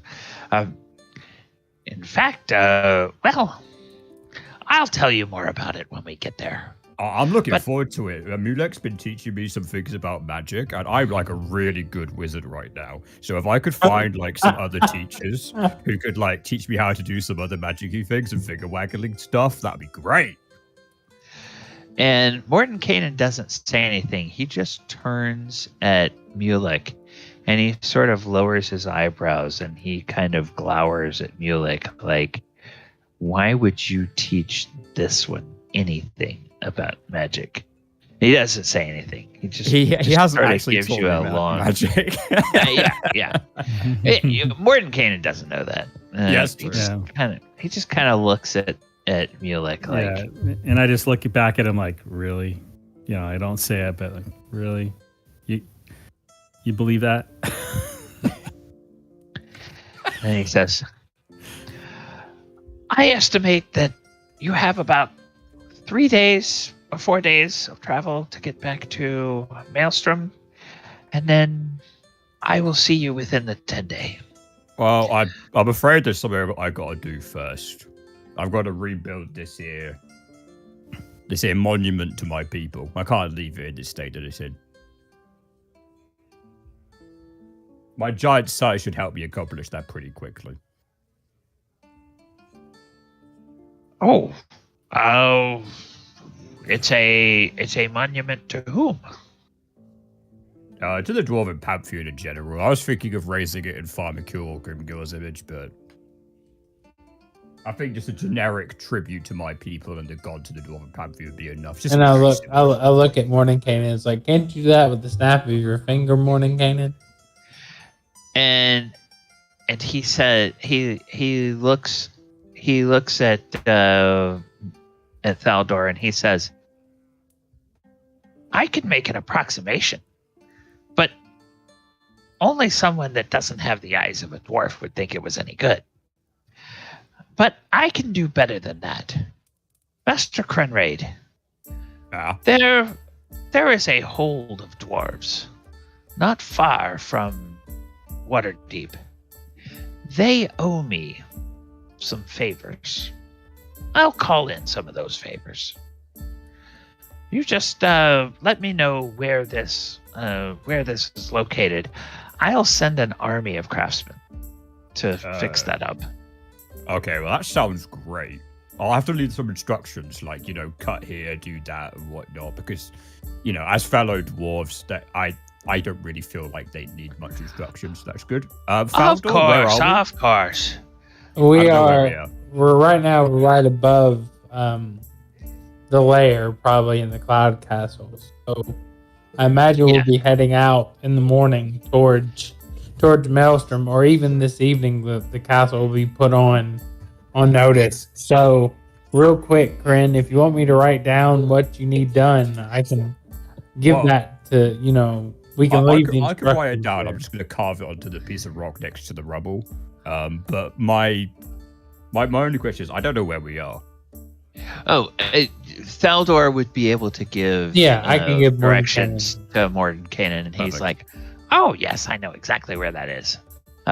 So she was using that for her lair. Yes. Sacrilegious and unholy it was. I'm very glad we managed to cleanse this keep. And you know what? Absolutely. If you can send some dwarves, we could even reclaim I was about to say, they probably will rebuild the temple. Probably. And not just that, we may be able to reclaim the entire hold. Well, there you go. Of course. There's few things more important to a dwarf than reclaiming one's heritage. Let me tell you this, Faldor, all right? And this is very important. This is very old, this place. You can tell from the Colosseum up there. Oh, yeah. I could tell that right away when we got here. So I'm glad that'll help out. That way you can stay with us, Krenraid, and we can all make our trip to Strixhaven. Yeah. Yes. It will be fine. Well, wonderful work, you all. Very pleased that none of you died. And that gold should come in handy.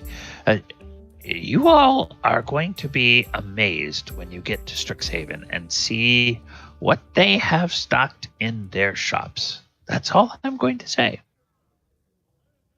I feel like a kid in a candy store.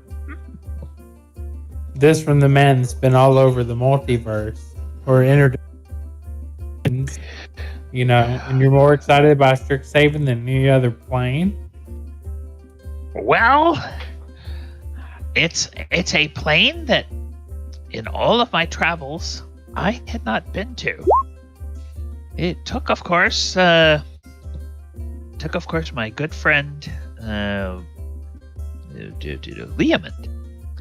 It took Liamond finding this place and then coming and getting the rest of us and bringing us here. I think he's trying to put the band back together, but we don't know where the rest of the Circle of Eight are.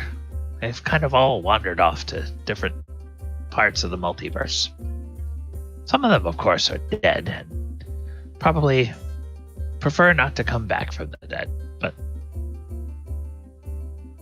I guess Which that's a reminds- conversation we can have in Strixhaven, huh? Yes. Which reminds me, Tensor and Nautiluk, they're going to be counting on you. So, I'll be along shortly, in a few days. You all Alright. enjoy your celebration. Should Well, we save you best some believe dragon it. steak? Dragon steak? It's delicious. What kind of dragon? Blue dragon. Ancient. Iymrith. Ancient blue dragon. Ooh. A Yes, rare yes. delicacy, I must say. It's aged well. And King Hecaton says, "Yes, we will have a feast of dragon steaks in your honor when you arrive, Mordkin." And he says, "Splendid! Splendid! I'll bring wine. Ta-ta, everyone!" And with a wave of his hand, he, the little holographic image poofs, and he's gone. And there's some cheering, and then a couple of the giants immediately just pass out because they've had so much to drink. And some of the dragons giggle. King Hecaton laughs.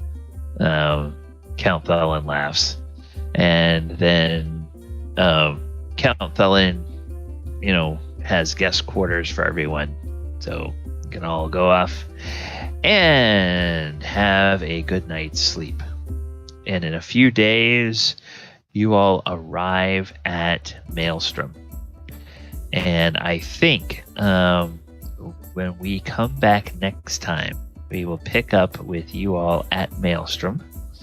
And we will, in between now and then, I'll send you the invitation for the new game.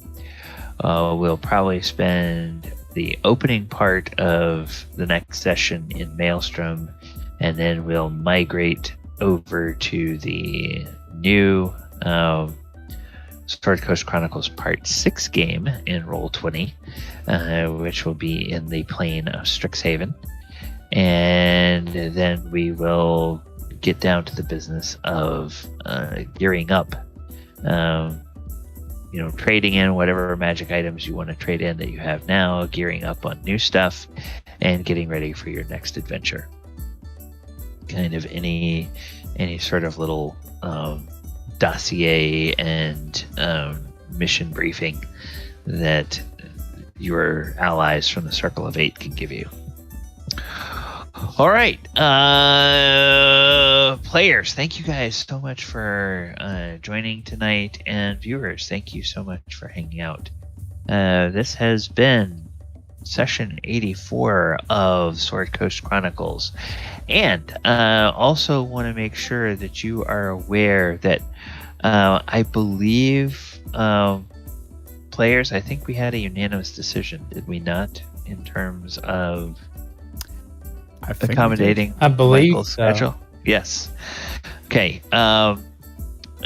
As we discussed last week, Michael has gotten a new job, and that job is going to require him to work on Thursday nights starting in the middle of April.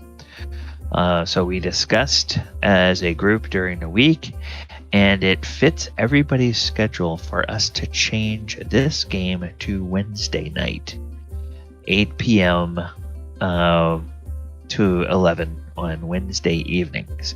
So we are going to start that in April.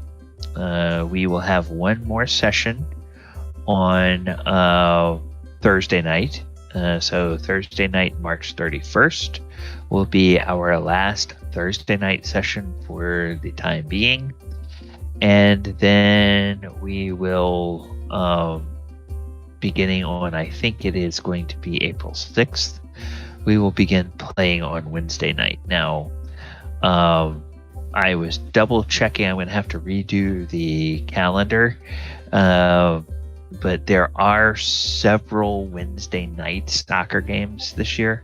There's like 3 or 4 of them. So we will have some of those that will, throughout the summer and early part of the fall, we'll have some Wednesdays that we'll have to skip because of soccer matches, but that will be, a minimal impact to the schedule. And the other reason why I wanted to wait until the April to do that is that the first Wednesday night soccer match of the season is actually next week. So I didn't want to switch it to Wednesday and then say, okay, our first session we're going to skip. We'll play. You gotta do what you gotta do. It's all right. Yeah, we'll play on Thursday night one more week, and then we'll switch it to Wednesday. That gives us time to announce to the viewers and gives everybody a chance to double check and set up their schedule for playing on Wednesday night. Just want to let everybody know I love each and every one of you for doing that. You didn't have to. Oh, hey, I works for me. It makes it better because I was starting to miss too many Thursday games, so Wednesday's better for me. Yeah, that works. Yeah.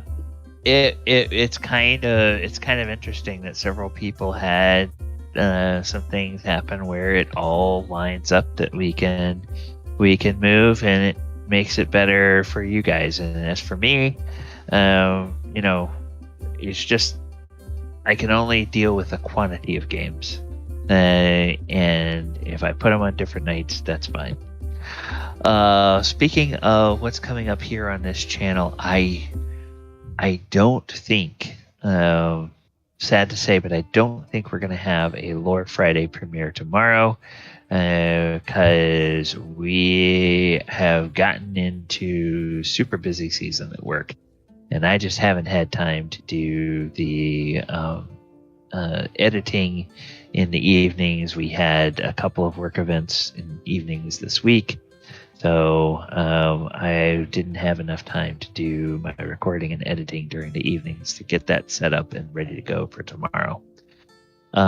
Saturday, we are back with our Saturday night game this week, if we have anybody that's still playing in that game after I think we missed 3 weeks because of my schedule. So we'll see how many players show up to play that game on Saturday night.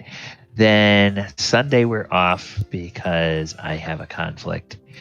Monday we are back to doing Monster Monday in the monsters of Strixhaven. And we're going to be looking at the Dagomoth from Strixhaven on Monday night. And there are 2 different varieties of that creature that we will talk about. We're going to the Strixhavens next, right? So that means you get to play with all the new Strixhaven monsters and things like that, right? Yes, where Strixhaven is going to be, in this campaign, Strixhaven is going to be kind of like what Ravnica is for the Sunday game, where it's kind of a home base that you guys will come back to between missions. So there might be the occasional encounter that you have, but mainly it's going to be like, oh, okay, we did this. We're coming back here to rest and recharge and kind of get briefed on what's going on in the next part of the world, and then, or the next part of the multiverse, and then we're off to pursue the next piece, or the next, the next part of the adventure. So it works out more that, since I introduced the idea that there were going to be people from the Circle of 8 that were kind of going to be guides and mentors for the party, it just makes a better setting for them than the Amber Temple, which I thought would be a cool, creepy setting. But, now I get to put them in a place that's surrounded by magical research and everything. And that just kind of makes more sense from what they're trying to do, what their goals are. Our allies as well are more than Canaan and, every other awesome spellcaster like Tensor, then it makes a lot of sense. Yeah. Because then they can, in addition to their own research, they can teach a couple of classes every now and then. And, they can get credit. Yeah, they can get credit and whatnot. And of course, all the students would just love Mordenkainen as a professor. What? Why are you doing it that way? I mean, I think if anyone in the D&D universe was taught by Mordenkainen, they'd thank their lucky stars and then within 2 days kill themselves. Which I know I shouldn't joke about, but god damn it. Yeah, exactly. Yeah. All right. And then, of course, next Thursday we'll be back for another edition of Sword Coast Chronicles. Do we level up before? Yeah. You guys can go ahead. Thank you. You guys can go ahead and level up during the week to level 11. We did it. And I will put an announcement to everyone in Discord so that Ivy and Heather know they can level up. And then we'll spend part of the beginning of the session. If anybody has questions about what they want to do at level 11, we can work on that. And you guys, of course, can collaborate during the week. If 2 or 3 of you are around at the same time and you want to talk about different features, you can feel free to jump on a Discord and talk with each other about, or use the text chat to chat with each other about what features and everything you would take at the next level, and how that might benefit the party or whatnot. If you have questions about, what you would do versus what other party members may choose to do. All right, everyone. Thank you so much. Paul, you have anything coming up between now and next Thursday that you want people to know about? A couple of my games are on hold because people are moving and some people are ill and things like that. But what I do have continuously is on Sundays. I don't believe this is a conflict because it's late. It's later on. It says earlier on in the day. Sorry, because he's in Oz. So I believe it's 3 p.m. EST. I don't think that conflicts with you, but correct me. It does. But it does. Go ahead and let people know. Nah, I don't. I got another. Okay, all right. He's in so many games. I just gotta find the right one. So there's a game on Tuesdays called the Wild Beyond the Witchlight over at Gaijin Games. It's currently not being streamed, but you can check out the recordings of it if you so wish. We're not streaming at the moment because Guy, the GM, is moving. So fair enough, that ain't being streamed. But you can watch the recordings and they are on the Twitch channel. Okay. All right. And Michael, anything going on your channel this next week? Maybe. Right. I, like I said, I'm a variety streamer, so I stream about anything. Any game in my library, pretty much. But no, might play some more Sea of Thieves this week. I don't know. But if you catch me online, it's twitch.tv/Doors of Fear. Just come hang out and chit chat and shoot the shit. We all have fun. Yes, it's always a good time over there on Michael's channel when he is streaming and gaming and chatting with the viewers. All right. Oh, we are doing game giveaways, though. I forgot to mention.